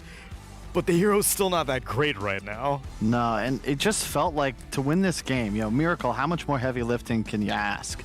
What was he, 8-0-0 at a point, having a near flawless performance, but it was right about here. It started to look like maybe Nigma, they've got a shot, but they just didn't get enough done, it felt like, because as you said, later on in the game, I mean, incredible vac wall, but you can see the big issue is the Doom is almost always landing on a critical target, and ultimately, almost all of Nigma's damage output is coming out of the Lycan or the Morphling. You remove one of them from the fight with any of the numerous tools at Vici's disposal, you don't really have an answer. You heard Lacoste mention the buybacks. Those were used well by Nigma, but ultimately, especially with the Doom rushing Midas, you saw endgame, he's fully slotted out. You don't win late game, and that's what we ended up seeing. It just went too late. And Faceless Void's responsibility with the Chrono wasn't so much like, hey guys, I've got 3 people, let's kill them. It was like, hey guys, I've got 3 people, you worry about who I didn't get. Exactly. And you go kill those guys. And ultimately, Vici Gaming, tried and true from what I saw in China, teamfight execution's always on point. This was the fight that eventually I was like, oh wow, Nigma are able to actually take a strong fight. Yeah. They get the initiation on Faceless Void, take them out immediately, follow up on Old 11, and then they kind of bungle their subsequent high ground siege. It's kind of unfortunate timing because Roche wasn't up, because I'm sure they would have preferred to do that instead, and they were like, well, we don't have an objective. I guess we'll just go high ground instead. Yeah. This was where the game, you know, this is just, what are you supposed to do here? One hero doomed, 3 in the Chronosphere. You're going to lose 2 straight off the bat. They immediately buy back, but those were 2 cores now forced to buy back. And so many times we saw these huge evac walls from Mind Control, but what they're missing is a follow-up stun. You can't be reliant on like Kuro's cookie timing to actually find lockdown. So it feels like, yeah, sure, you might get illusions, but none of these Vici heroes really give you too much with the illusion, even with the buffs to the wall. The damage output, not super strong. And yeah, you get kills here, but that took a dieback on your Darkseer. And later on in the game, you know, they all in for the Void Spirit, Miracle's not there in time, and then it's just, you know, how do you win in this case, right? You can blow a Chronosphere on a Lycan and still have a confident time winning the engagement. Yeah, I'm not very hot on Lycan right now. I don't, like, he doesn't bully the lane necessarily well. He doesn't have any stuns. Yeah. Post-Necrobook nerf, it definitely seems like Lycan has suffered the most. Yeah. And just look at Miracle's items. Like, this man was playing without boots for the final 15 minutes of the game. And the items, like, he's trying to literally carry this game by himself. And meanwhile, I mean, Ori's going beast mode too. Yep. Dagon 5 Void Spirit. Let's go. That was a very, very exciting item build to see. It was, no BKB. No BKB, and when you don't have stuns on the enemy team, why do you need a BKB? That Orchid caught him by surprise, and I thought that was a clever build from ILTW to go for it, but that was like it was a one-trick pony. After that, got the Lincolns online, I was like, I don't even need to worry about this Orchids. Yeah, I think I just want to go back to the predictions, obviously, because the draft was not something that we expected. I mean, going into this one, Neil, you were really the person who was just like, hey, look, when I look at Vici, I expect consistency, and then you saw a little bit of a draft that you didn't expect, which made you feel a little bit less optimistic about that first game.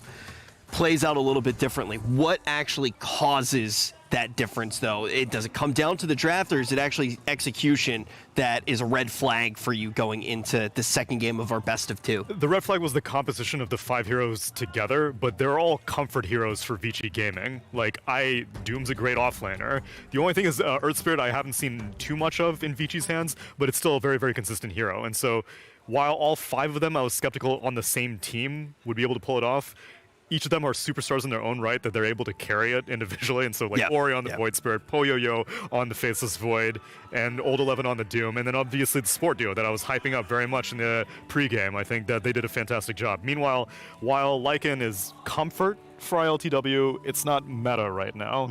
And you can step out of the box a little bit, but even...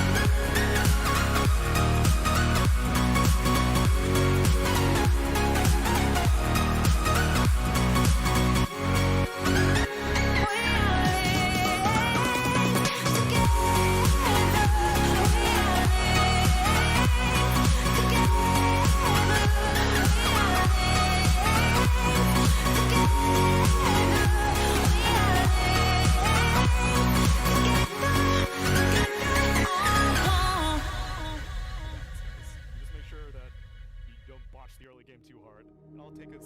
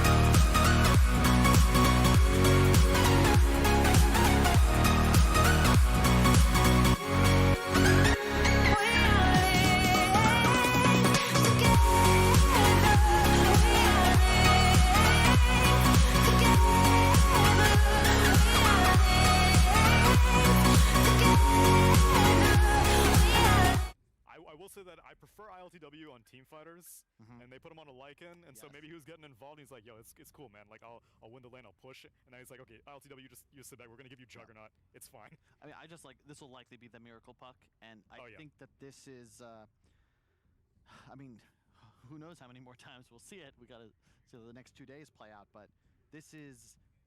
Well, we really haven't seen Miracle play for years. He has not really been on playmakers very often throughout these DPC seasons, throughout the last couple of years. He's almost always playing that hard farmer priority, and even I kind of like this. This hero specifically, I remember T-Gov went on quite a rant on how China does not care about puck. Not at all. And I can confirm that after because that was like a week 2 speech that he made. Yeah. Week 3 through 6, it remained consistent. Puck is not particularly popular these days. They ban out Templar Assassin, which we think is on the come up, so don't need to worry about that. But I see Leshrak be picked a lot. I see DK be picked a lot against Puck. Sure, Miracle on a playmaker. I'm hyped to see it. It's not necessarily what we've been known to his signatures, but hopefully they have a better plan for ILTW, because I think his hero in game 1, that Lycan, just was not able to carry as much as it should have from we were not liking the Lycan. One thing though, consistently we heard in preparation for the tournament from any of the teams that we got a little bit of information from beforehand was TA going to be very important. We're going to see teams banning TA, something that we're going to see in this best of 2. Rasta. Kyle, how do you feel about the Rasta here? It's excellent. You always want to have a hex mechanic against Puck. Lion, Rasta, both ideal, because you also have that secondary disable. Both ideal, so why the Rasta instead of the Lion? Because I've been seeing Lion be far more popular, not just in China, but in all regions. Maybe just for a bit of the tower pressure. Yeah, that's the one thing that you always go for, but like... stronger laner to an extent. With Tiny as well, you can do some cool mechanics where you just drop wards, Tiny hits tower, and you've got a very strong fortification that can be placed offensively. Less, I guess maybe you're just less fearful of the enemy 5 position as well. You already see the AA. Yeah, so lane, don't know where this Tiny is going to go. Oh, 2 direct disables, although Shackle with Grim Shackle has a cast animation. But you do get double wrist shackles with Soulbind. There you go. Because obviously Lion's stun. Yeah, it'll have a travel time for the projectile. Yeah. The other spike to travel, so that's true. Better synergy. But you'd miss out on double finger, which would have been pretty good. What do you miss out on? Double fingers. Write that down. It's not in this game. Oh. Let him see it. So you said no double. All right, so we're gonna. We've moved on. Look at the draft. Yeah, I already saw. Oh, okay. Yeah, I didn't. I don't even need to look. I was just like, I'm not gonna have that oversight here. Dark Willow gonna be locked in. Obviously, something that we've seen in the meta a whole bunch. But what are you expecting here on the side of Vici? It was actually Neil. You were the one who said a little bit earlier that you were putting a lot of pressure on the support duo in the drafts. But what else are you looking for here? I need to know where this Tiny is going. I think Tiny does well against Puck mid, so I'm hoping that it's going to be an Ori mid Tiny. Poyoyo can go for the Faceless Void again. Oh no, never mind. It's banned out. I love the synergy though. Like we saw this again. It's in EU. Like EU Western was all about Puck. It was consistently first 2 banned, first 2 picked. And this was a combo that we saw come out later in the season where you get the huge AoE fear from Willow after coil's been placed. Pretty easy to hit there, stuck in the coil. And a lot of the damage, almost all the disable, like that's from the snap of the coil. If you can force that, that's huge to win a team fight, especially when you consider how squishy that support duo is for Vici. Yeah. I would be down for a jug from Poyoyo. Oh. They pick Centaur into Puck. Okay, so a natural pipe buyer and a very tanky frontliner, but relatively susceptible to the magic burst that Nigma already show, although he will probably just buy a hood. Sure, especially since Vanguard got nerfed in the D-patch. True. Because it used to be like, no matter what, even if there was magic damage, it's like, I'm getting that 6-minute Vanguard, no matter what. Here, I guess, hood is a higher priority, but I still don't really like Stampede against Coil. It was a pretty common response in 7.29C in China, and now this Dark Willow is looking like she has tons of combos. I was going to say, we said we need a more team fight. Yeah. They said, okay, you want a team fight. Bro, this Stampede is not getting you anywhere. You're stuck. Coil, Game 2's Arena. looking completely different than what we actually did see in Game 1. But once again, Tsunami, we're in a situation where I'm curious, how are you feeling about Vichi's draft here? I'm not as skeptical about it. Yet again, the question mark that I had last game was the Earth Spirit. Here it's the Shaman in terms of heroes that I don't see particularly frequently, but I have confidence in Vichi's teamfight execution. Nigma had minimal teamfight execution in Game 1, and so I'm much happier with their comp, even though I preferred it in Game 1 also, because ease of execution, term, it's commonly thrown around. This is a very easy teamfight to execute. It's the Bulba coefficient. How many team fights are necessary for a team to win the game? Okay. And if you're in a scenario where you just need one and that's it, and the other team needs 6 or 7, then typically the team that only needs the one engagement is going to be favored. In this case, I don't think both drafts look solid, right? We still Both need to these see the teams have carry a lot of heroes. time to We need to prepare. see the scaling potential. So Poyoyo generally prefers later game carries. ILTW generally prefers mid game carries. I still think Jug is good for both teams, honestly. Vici Gaming, Jug being able to spin out a Coil and Arena would be nice. Lifestealer's banned out by Vici Gaming. Meanwhile, Nigma are banning out Terrorblade and Phantom Lancer, so Illusion heroes. Just surprising, because I feel like they have pretty good Illusion clear on Nigma. Unless there's a carry that they want to go for, like Ursa, who doesn't deal well with Illusions. You know what we could see out of Nigma? This is a pretty nasty Drow game. Yeah. I've seen that hero picked up a little bit more. Drow, you said? Yeah, with PL out of the pool. Gives you the tower pressure the draft is missing right now. Only because I'm seeing Tinies not get Dagger as early as they used to. Because otherwise, if it does be a mid-Tiny on Ori with a Dagger Rush, then I do think Drow could get a little bit pressured with Stampede as well. But I think that a ranged core would look really nice for Nigma. Yeah. Something that rains in damage. You want to be able to pretty much just explode anybody caught in either an Arena or a Coil. And the way that Vici have their lineup set right now, it's about absorbing damage, not avoiding it. So you want to have something that really threatens the Tiny or the Centaur if they're the ones you're forced to target, because that's likely how they're going to play it out. Okay, so they do go for the Ursa, because that's why they banned out all the Illusion carries. That's an Ursa. That's an Ursa. And it's probably going to be an Ursa Diffusal, because that's the only play that you play Ursa these days. And Poyoyo Nasty. Spectre. All right, now that we have all of the cards in front of us, how are you feeling this time around, Tsunami? It's way more even, at least on paper, for me. I don't think that...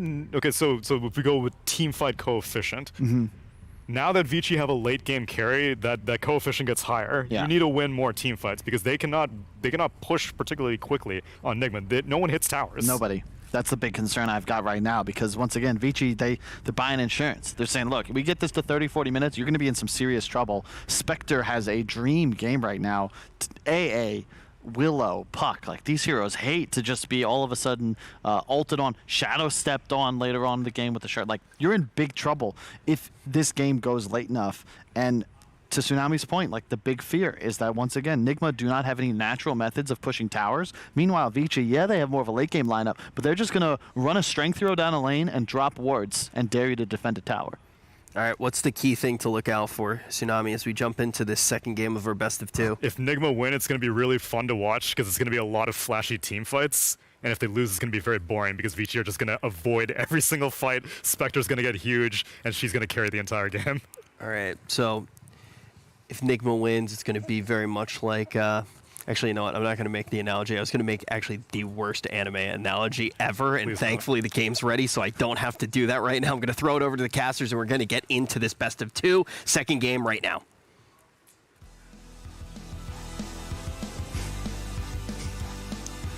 Right now.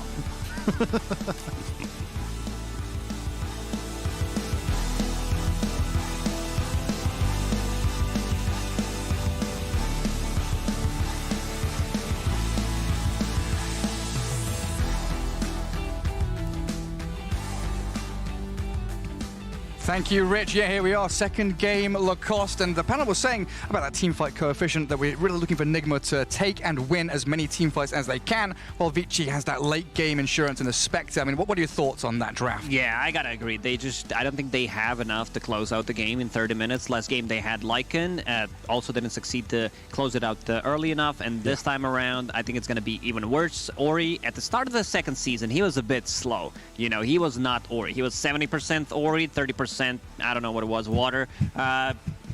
But at the end of the season, it's the good old Ori. You know, because you have high expectations of this player, what he can do, and we can see in the previous game he ended up with what, 21, 22, and 1 score in the end. And in this particular game, also he is the king, because you're playing into Dark Willow, Puck, and Ancient Apparition. These heroes are just food for you. Like one combo, you delete one of these heroes, keep repeating it, hashtag repeat, and keep going in and out. Also, it's a good matchup for Tiny on the mid lane with the addition of the water runes, so he can be pushing out the wave, use Avalanche, 3 grab, 3 toss, and then just outpush the wave. Nigma, on the other side, they have a good combo, and they have great ways to deal with the Centaur, especially Stampede, with the Coil, with the Arena, so they're not going to get too much value out of it, and they have a great combo. Like, either it's Terrorize into Mars Arena, or Terrorize into Coil to break it, get that long duration stun. Centaur is strong hero, one of the strongest offlaners right now for sure, but it just doesn't feel as strong when you're playing into Ancient Apparition. Ooh. GH. Yeah, with DY already having a bit of a scrap in that jungle. And Dark Willow always going to come out the victor in that battle, especially with Mind Control's assistance. First blood, very early spillage there, as Vici Gaming lose out their support in the safe lane. It does give a little bit of freedom for Poyo, though, to secure the range creep. Of course, important for that safe lane carry to do so. I'm just coming back to your speech about combos and things like that. Like you said, it's going to be difficult for the Centaur to use Stampede, but they've also got that toss from Tiny as a defensive mechanism as well. It's not just that offensive capability, isn't it? Yeah, potentially you could save people out of the arena with toss. Like, if they're standing on the edge, you can toss them out of it. Other heroes, they don't get out. Like, so it's a good start for Nigma, because Mind Control got that first blood, and what is he bringing? Just a casual bracer. Okay. Love me some bracers. Damage, HP regen. Remember when strength gave you status resistance? Yeah. I try not to remember that, but unfortunately I do. That was still when I played a lot of Invoker, and my god, it was a pain in the ass trying to get combos out when everyone's got different values of status resistance, dropping from my tornadoes every couple of seconds. But yeah, like you say, it's a great start for Nigma, because that's what they need to get the ball rolling as early as they can and connect into these early to mid-game team fights. It looks like we do have just a little bit of a quick pause coming through. Now, thinking about Game 1 and the similarities here in Game 2, Vici Gaming, it seemed like they love to take it to late game. They want to be able to drag things out and get past the stage where Miracle can just outplay and outmaneuver them and get to a point where we say, hey, we've got 3 or 4 heroes that are all stronger than you. Try and beat us now. I'm looking at the item build that he has queued up on Ursa. Oh yeah? Just phase boots, and he's going into Hood, which is okay. There's ton of magical damage that they got. I'm wondering what's his next item was going to be. I don't think Battle Fury is viable anymore. Diffusal Blade is the thing. Okay. That's something that China has kind of pioneered back when Battle Fury got nerfed. Is that just allowing you to play faster? Yeah, you come online so much faster, you threaten the first Roche, second Roche, get stuff done on the map. It's more damage compared to Battle Fury, where you just want to farm. You get the Battle Fury, you're not fight ready. I think that's something the panel brought up as well, was the fact that we like to see Nigma when they are playing very, very speedily. And we'll see if R2W can pick up the pace with that Ursa build that you've been talking about. Currently facing off against the old 11 Centaur and PYW Shadow Shaman. This is the base damage lane. They've got like 155 base damage between the two of them. Pretty ridiculous stuff. Pretty balanced, exactly. Denying and last hitting, all that good stuff. PYW Shaman was a thing. Like, during the first season, the best Shadow Shaman player, without a doubt. He's done some amazing stuff. There's a couple of other really good players. Jin Q also played it quite a lot, but PYW Shaman is something to always be feared, because he knows. The thing about this game is both supports on both sides are not gonna have a good time. If, let's say, Puck gets a first jump, if you get inside the arena, you're straight up dead. Same goes for Tiny going in on one of the supports, blowing them up. Support. I feel in this game we will need to see a lot of earlier buybacks from position 4s and 5s. This is how you win a team fight. I think Carl was mentioning the ability for Vici Gaming to send a strength core down the lane and have Shadow Shaman threatening with wards. They've got some great ways to bait out fights to start off, like Shadow Shaman or Centaur shows, then Tiny blinks in, Spectre haunts, they can turn things around. So I think Nigma have to be very much on their toes and maybe even see some of these early maneuverability items, whether it's the Blink Daggers or even the Yule Scepters, to be able to counteract Vici Gaming's game plan in that regard. And the mid lane probably just going to be a farm trade for the most part, would you say? Tiny against the Puck? Puck doing much better than I expected, but there's a full wave coming to Tiny. That's why, because it's a pretty even matchup, I would say, where it can go both ways. If there's like a rotation, if Tiny gets his runes stolen, then he's going to struggle a bit. But yeah, he can also threaten a kill on Puck with his combo. And so far down bottom, and DY's first death, definitely leaving a sour taste in his mouth, but so far hasn't really fed away too much more. This threatening lane from Nigma, actually going to get onto the Spectre now with a chain stuns, but pops the wand and a little fairy fire to keep the Spectre alive.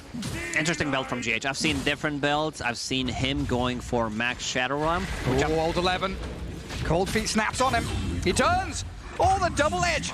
Trades his life out, but killing that Ursa off. Beautifully done. This is a killer lane for Vici Gaming. No points in a retaliate. I think he needs to get it like right now. But 1-2-0 build is kind of a thing when you are paired up with someone who can just disable them, like Shadow Shaman. Yeah. But to go back to the Shadow Realm talk, I've seen GH maxing the spell. This time around he went for 1 point in Bramble, 1 point in Cursed Crown. I'm a big fan of Bramble Maze, where Bramble gets them maxed out, especially here, where I don't think you get too much value from the Shadow Realm. We'll see what he decides to go for, but just more control and more damage, like laceration as well, is a great setup for Mars. Yeah, exactly, especially with that Mars, spearing people through brambles, getting the Curse Crown stuns set up beautifully in that bot lane for themselves. As it looks like Ori, like you were saying, pretty even matchup in the mid lane against the Puck. We'll wait for that kind of 6-7 minute moment where they decide to rotate and come into the side lanes. That's still a good 3 minutes away, so it does have to be the... Oh, Miracle dropping low, pops the water rune on mid. And he's turning back onto the Tiny. Ooh, orbing forward. He's fine, has a bottle. Magic Stick, also a Fairy Fire to work with, but needs to be careful now when Puck spells come off cooldown. There are no bounty runes to be picked up. Yeah, so you would wish someone dies in this situation, like one of your side lane supports, they die, come back to mid lane, refill the bottle. I'm not even kidding. No, you're reading my mind. That's something I've been saying for ages. Yeah, just wait for DY to die, come and refill the bottle. And thank the position 5. Spam out some salves and bottle refills. Oh, they do get a catch on Tiny. There's the coil with a GH rotation, picking off Ori. And that's Miracle hitting level 6 as PYW thinking about the go on Kuro. I can't keep the chain stuns going. And of course, Old 11 wanting to play the lane and not get dragged away by the pesky support.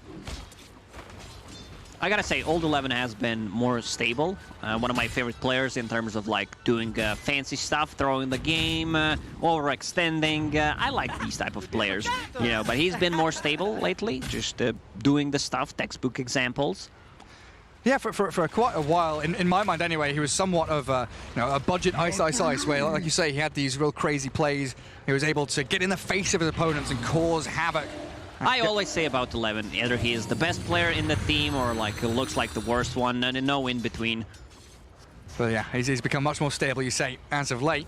As we gather up in towards the rune spawn time, GH takes the haste, and stunning DY caught up in the Bramble Maze with a combo. Tiny's in, the toss. It does catch Miracle, but he's jumped forward to his orb. Now caught out as the Ether shot zaps him down, and DY taken out by the Shadow Realm, but they've got Tiny and Shadow Shaman both here on the GH Dark Willow, but Maraska gonna haste and run away. I'll hold 11, very close to death. Oh, doesn't catch. Oh, that was close. Shaman was TPing top to buy mana boots. Combo again. GH as he got Shadow Realm, and he looks like he's safe and sound regardless with the wand and the raindrops. A raindrop. Shadow. Plus a floppy hat is the thing to buy on supports this game. The counter. Exactly, the tiny counter. Mind control. He's been left alone for a decent amount of time, but he's top of the net worth, given a good early lane stage by the Willow. 3,100 net worth for him. So, what we're seeing, is it going to be the Blink? Is it going to be the Yules? Or does it go Hood first? What's the plan for MC? For MC, I wouldn't mind seeing a Hood or Blink into Hood decide, because decides what we'll see what Puck decides to go for. Because right now he has a Witchblade, which I'm fine with that, just to be able to one-shot the supports. Oh, it's a smoke. Oh, he spots them. Avalanche to stop any attempt to jump up to his high ground. So he dodges the gank. And it looks like Nigma also wanted to try and scout out some stacks in that Radiant Triangle area too, and maybe get some vision down. Poyoyo is level 6 in Spectre, but does not have mana to work with. He's bringing some regen, has power treads. Let's see if DY has one mango to work with, so he could potentially use it on him and then make a play. Yeah. Global presence is very strong for Vici Gaming with the Spectre, Tiny blinking in. You follow up with the Stampede, possibly, so very maneuverable. Yeah, they're everywhere on the map and nowhere at once. Tiny finding the Dark Willow. Shadow Realm not going to save her from the onslaught that is PYW. Shadow Shaman, oh, hang on a second. They've slipped the Dark Willow away. The Stampede, but into the coil. Now PYW's the one stuck. Shackles up the Miracle Puck. Nigma have backup with GH and Kuro both still lurking around. And PYW the one that gets found and killed while GH survives. GH is level 6, 8 minutes in. That raindrop already expended every single raindrop charge. I would not be surprised if he decides to buy another one. Spam the raindrops, keep him going. And he's pairing up with that Kuro Ancient Apparition. Looking up towards the top lane, safeguard ILTW's farm. He's got phase boots and that Ring of Health heading into the Hood. Plus a chipped west on top of it, so a lot of regen sitting at the tower, 11 per second. And old 11, he's going to slip away. Hides in the trees, went for Vanguard himself. Probably going to go for that Vanguard Hood into the Blink Dagger. Pretty standard stuff from the Centaurs these days. Just want to be able to tank up, not necessarily get an early Blink Dagger, because they're mid laner. Oh, there's the combo. The Tiny. Combos up the Ancient Apparition, kills the Courier with his nice little tree toss back towards it. Again, they have multiple heroes that benefit from Inkswell. You have Tiny, one of the best ones. He goes in, especially with the Blink Dagger, and I'm a big fan of Tiny's not upgrading the boots instead of just rushing the Blink Dagger. Miracle. He'll orb away. He saw that one coming. Ooh, that was not quick enough from PYW. And GH still going to get caught here, but he gets the Bedlam out and the Shadow Realm damage. PYW, he's going to get caught by the Miracle backstab. The coil hits 2 mana. Double kill for Miracle, while Ori gets away from the Cold Feet and the Vortex. GH trades himself, but this time 2 kills gathered up by Miracle and a stack being claimed thanks to that Magic Amp and the level 4 Orb Waning Rift. They needed Shackles straight away. PYW not executing perfectly, hexing, but not using the Shackles straight away, which gives enough time for Dark Willow to use the Shadow Realm. Still, no Haunt, not even a point in it, just maxing out the Dispersion, going into Blade Mail. Pretty standard stuff, Power Treads into Blade Mail, Manta style, most likely Scotty, just tank up, maybe even like Manta Diffusal Blade. I'm a big fan of a Diffusal Blade in this patch particularly, because it just feels really good. Battlefield got nerfed, so you gotta get something other than that. Getting closer to Blink Dagger. Tiny, can he blow him up? I tried. Arena available. Terrorize with the spear. That Inkswell's not going to do very much. And GH, the slippery devil he is, yet again, out of the grasps of Vici Gaming. And what was that? 4 heroes brought down to the Spectre lane as they stampede top. That's to get old 11 away from ILTW. Gary, it was to get faster from the bottom lane to the mid lane with that stampede efficiency. He also runs away. The macro play. Yeah, bottom lane. AA ulti flying. Where's the follow-up? They're looking for it. Looks pretty dead. Poyo. Beautiful setup. Good call, Lacoste. There it is. Slay the Spectre. Unexpected. As Vici Gaming, like you said, had moved from bot back to mid, and Nigma, they find their opening. There were no wards. They have 1 ward behind the tower. Shadow Shaman ulti dropped on a mid lane, plus a catapult. No AA ulti. They know it for another 15-ish seconds. Tanking the tower. Tiny, 12 armor, and has a Blink Dagger now. Oh, he does. ILTW and Miracle try and defend that mid lane against the Serpent wards. Killed off the catapult. The wards are all gone. And mid tier 1 looking a little worse for wear, though. Around 300 HP. Let's see Ori if he decides to use Shovel once. Like near the shop, you can swap it, but he is bringing it to old 11, it seems, or gonna give it to DY. DY, you're a kobold right now. Start digging. Is it gonna be a kobold? No, it's a salve. Give that to Old 11 straight away so they can stay around. Ursa shows on that top lane. Vici. Interesting build from Centaur. He built a Vanguard, then disassembled it, used that ring to get Hood of Defiance, and now gets Vanguard once again. Cool. What if you keep disassembling it? Disassembling the Vanguard over and over then you again. disassemble Vanguard, you get a Lotus Orb. Or an Eon Disc. There's a few things you could do with that. I think it's a bit of an underused mechanic, being able to disassemble certain items, especially for Bristleback, where you can like, he builds into many items, but the Hood Vanguard, disassemble Vanguard later on, you got a Bloodstone possibly. There's so many things you can do with it. Yeah, limitless options almost there. That's a good point. Oh, hello. Miracle has his Witchblade. GH, Kuroki, both level 7. And they would love to get some action around this Dream Coil. Yet again, going back to what the panel was saying about needing to win team fights, they'll have to defend up. He doesn't die. He's Ursa's too fine. tanky. That Hood of Defiance, maybe they got surprised. You know, didn't click on a hero. I see certain players doing it. But this very Shrinker, though, they're going to have another Tombow pretty soon. Yeah, that's the big item you get on Tiny. That extra bit of a burst sometimes that you need. They see GH. Inkswell. In comes the combo. Blows up the Dark Willow. And another objective secured by Vici Gaming. That's the systematic maneuver that we've been expecting from them. Tower to tower. Every single time there's Shadow Shaman wards up, they rotate to one of the lanes. And they stampede forward. They know RTW's nearby. They're going to catch him without his enrage. He's tossed back into DY. RTW going to turn and try and fight in the arena with a spear and the Ice Blast coming in. They're going to take down Ori here with a nice blast and slay him. Miracle with a coil catching the Centaur too. The Hex though, PYW and Poyo get into the back lines for the Ancient Apparition. The Soulbind's also going to connect onto the puck and the Mars. But PYW's down and Poyo left here without any backup. Nigma surround the Spectre. Now there's no retreat. RTW, he was the one that was initiated on, gets a double kill. Or DY, he's fine. TP's home successfully. This build on Ursa allows them to take these earlier fights, because without the Hood, he wouldn't be tanky enough. And Miracle, he is, once again, having a blast. Both of the mid laners pretty much, but this time around, Miracle having a better time. I don't think you get this kill. Dark Willow, does she have ulti? She does, but still respecting the damage that he can tank, plus also the TP rotation. Yeah. Tiny's in. Oh, look at that. Straight onto Kuro, but you said it, the counter's there. He's got fluffy hats, the fluffy hat for AA.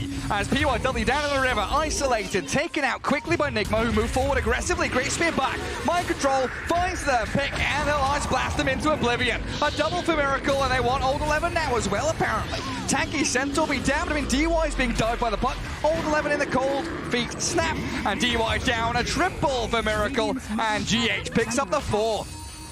Yeah, they're like something that I mentioned, you know, but fluffy. I've seen Mind Control getting multiple fluffy hats. I didn't mean that for this particular game. If you get more than 2, that's actually griefing.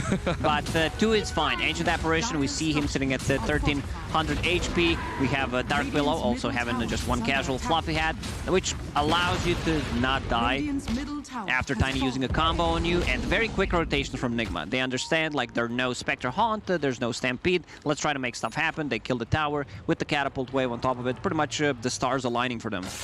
Oh, absolutely. And now they've got this Miracle puck with Blink Dagger. It's big. Like, it's puck with a Blink Dagger, it's Ursa with a Hood and a Diffusal Blade in 200 gold. It's time to keep fighting. Just keep on running at them. PYW out on his lonesome in the middle of the trees there, and a good spear onto the Tiny. The combos just keep flowing for Nigma. One after the other, they get pick-off after pick-off, and Vici Gaming starting to crumble. DY in the Ice Vortex slowed down. Miracle gets the coil solo onto Grim.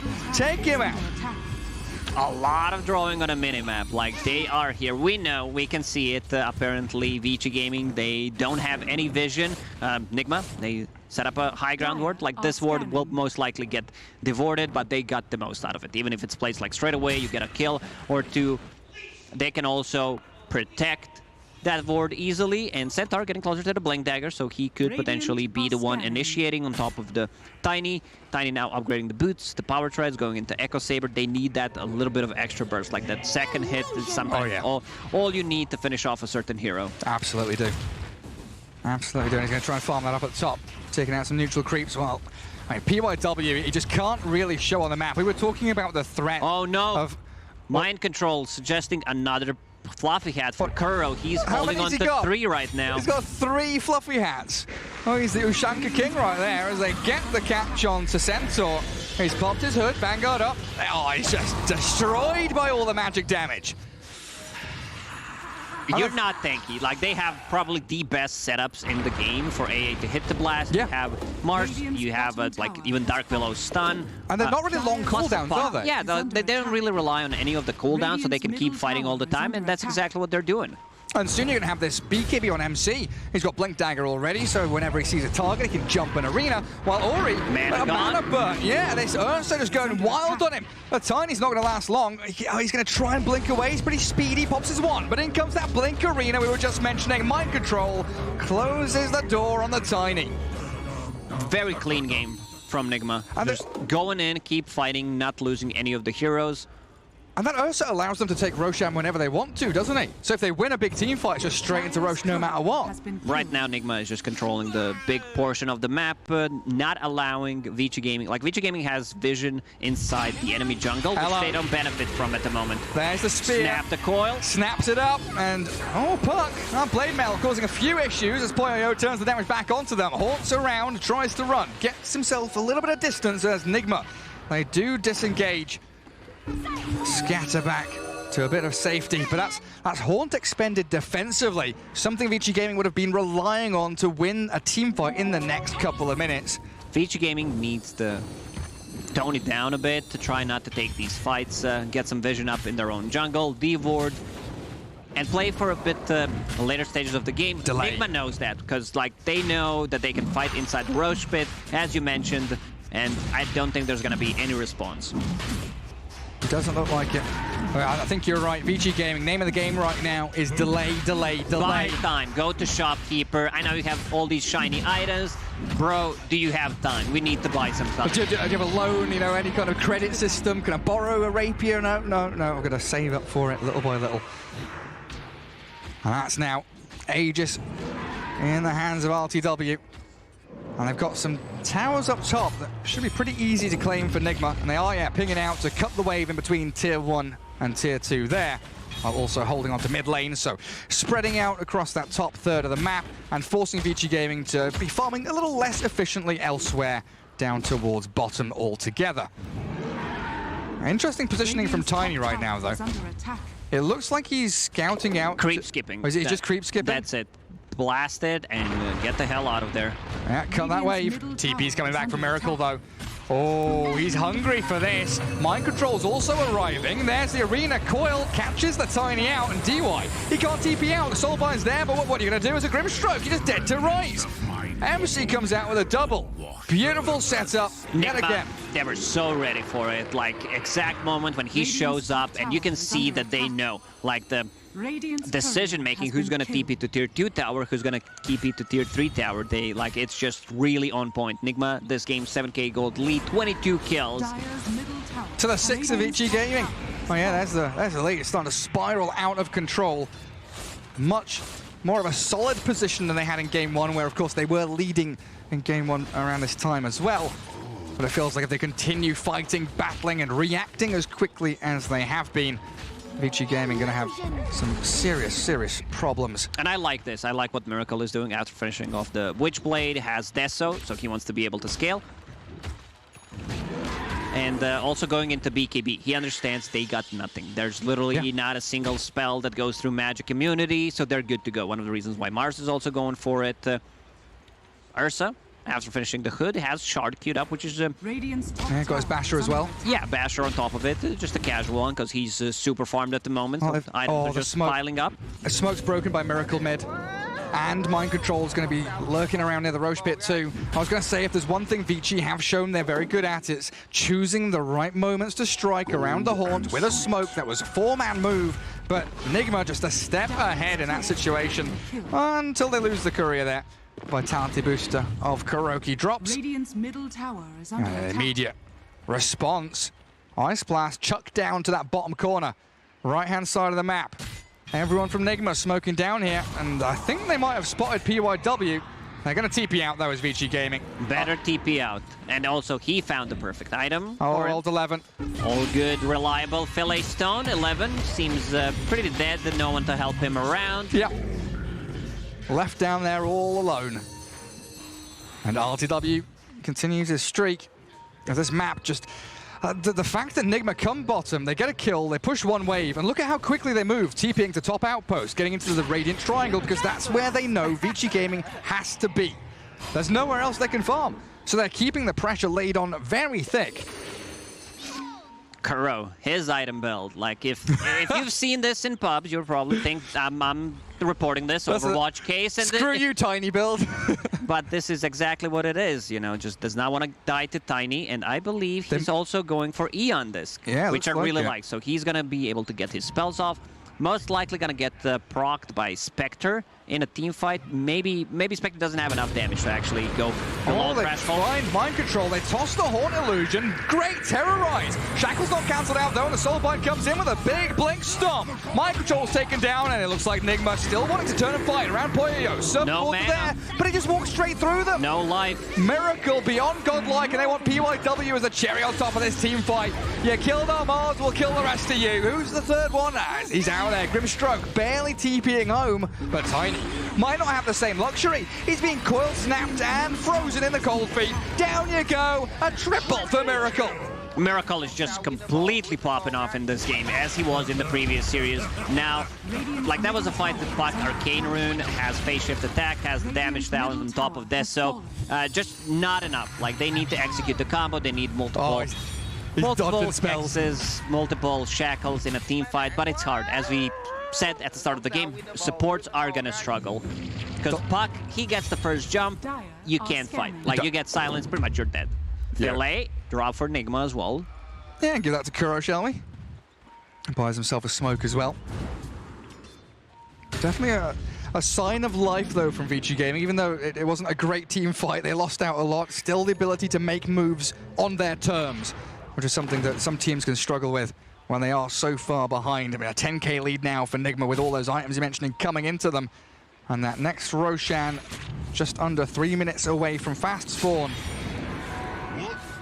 But a BKB from the Mars, and RTW's aggressive jump to high ground. Headshot. DY nearly just dies, and a terrorize onto two of them. GH is going to come in with the help of the coil to fear them up. The Tiny dead, and the Centaur looking pretty screwed as well. Unstoppable Ursa back onto the Spectre with a Bedlam. What's the control looking like though from Nigma? It's a spear, and the clear up from GH. 4 heroes obliterated.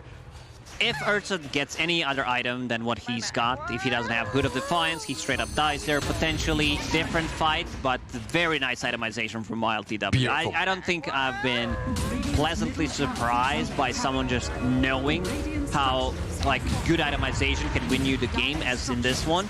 Surprised by someone buying a Hood. No, as a carrier, like, this is, I don't think, like, if you scroll through data, I don't think you would be able to see Hood Ursa as the first item pretty much ever. I think you're right. So we used to see it a little bit on, like, Phantom Lancer, right? You know, PL Hood makes sense, but Ursa, yeah, not really something that we come across too often. Hello, 2-man stop, and then the Stampede to run away because they got the arena down. Ori's blinked in aggressively looking for Miracle. The Puck's gonna manage to wing Rift off to the side, but not far enough. They got him. GH comes in with a Bedlam though, needs to turn it back on the Tiny, finish him off with mind control. PYW want RTW, and Vici Gaming hold their high ground to get 2 massive core kills. Mind control might even be the third one they grab. He's stuck down here, and Old 11 tracking back on the Mars. It's a good ice blast coming in, but I think MC is not going to manage to get up the staircase. Turned on and zapped by PYW, while Kuro Can he hide? TPing, No. Stomp cancels it. Ancient Apparition, done for. Nigma, they got what they came for. They killed the melee barracks, the range barracks at 20 HP, so they can be taken down easily. Still, you know, they have a better late game. If this goes post the 35, 40-minute mark, you know, considering the amount of the farm and the advantage that they got, might not be too good for Vici Gaming, but Spectre's getting farmed. Like, Spectre got that Manta style, so potentially next Roche, which could spawn in 35 seconds, can be taken. Spectre deals ton of damage.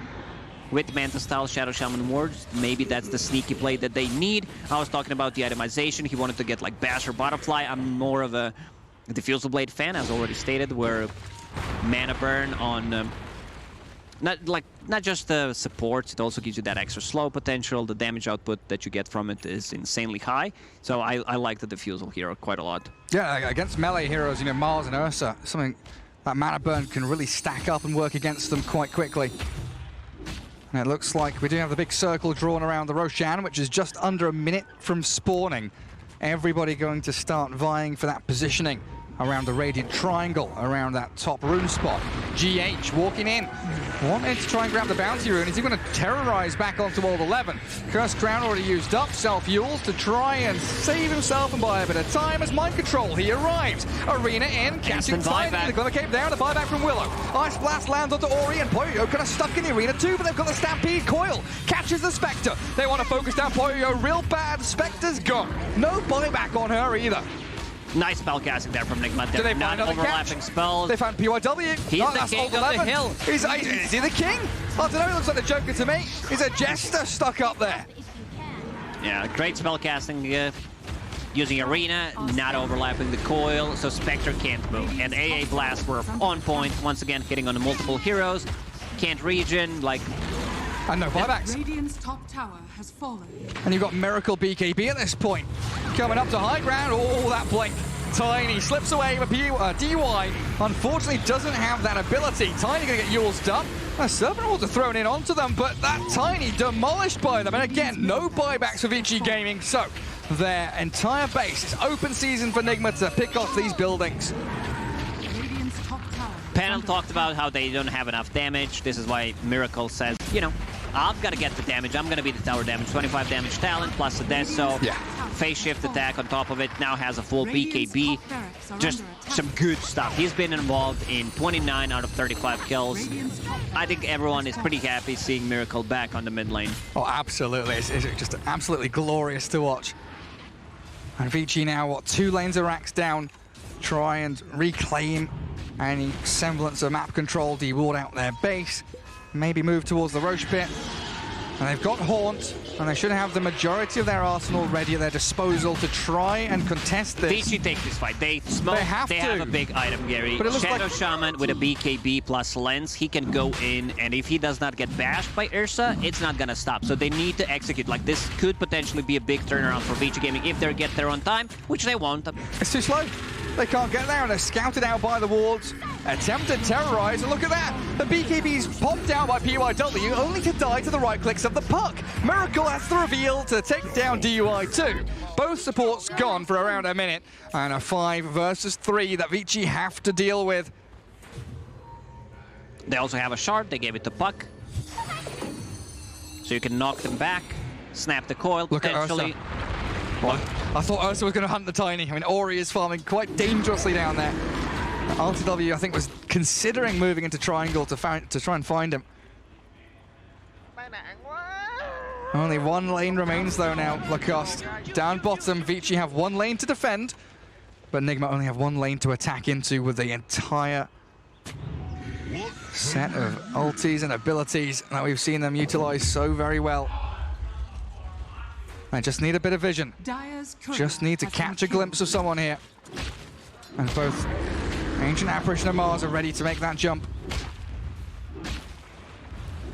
Ancient Apparition can't die. 2 fluffy hats, 1 in the backpack. Eon Disc as well, sitting at 1800 HP at the moment. They're ready to go. They're ready to go on the high ground. Miracle just gets straight up damage. Right now has a Crystallis in the backpack. We'll swap that in once he uses the haste. Yeah, get himself a bit speedy and then get the damage going. Radiant's bottom tower is under Not attack. going to bother defending bottom tier 2. Far too difficult in that real hilly terrain for Vici Gaming. So instead, opting to push out top, hold mid, and defend with everything they've got down at bottom. They start with the X12 stomp. Old 11 just trying to chip away at RTW, put the fear into Nigma so they don't straight push high ground. But look at MC. He jumps up there. He whacks back the Tiny, and now RTW is in onto DY. Toss back the Ursa, but this Teddy Bear, he's not messing around now. They expect the Horn, but they lost the PYW shot. No buyback on it. Both supports are gone. Terrorize coming into the Spectre Illusions. I don't think they caught the real one. Miracle's going to have to jaunt away to the orb. Tiny wants it with a Centaur Blink, but he gets the cheese off. Survives the onslaught, and now the arena bashing up onto that Tiny. RTW clears them up. This might be it, and they call it. They actually call it. One thing that I noticed, especially for IG in the Chinese scene, they call GG. They understand, like, we can't win this game. Complete dominance by Team Nigma in the second game. They were all over the place, like not relying on the cooldowns whatsoever to take the fights. Puck, great itemization coming out from him, you know, getting that wedge blade, being very active, couple of good rotations, and just great itemization overall. We talked about that hood on he's Ursa. so happy. Well, he should be happy considering their performance in the second game. Yeah, real beautiful stuff. I mean, I know a lot of the predictions were saying Vici Gaming looking a stronger team coming into this, so now picking up a victory here for Nigma, super important for them here.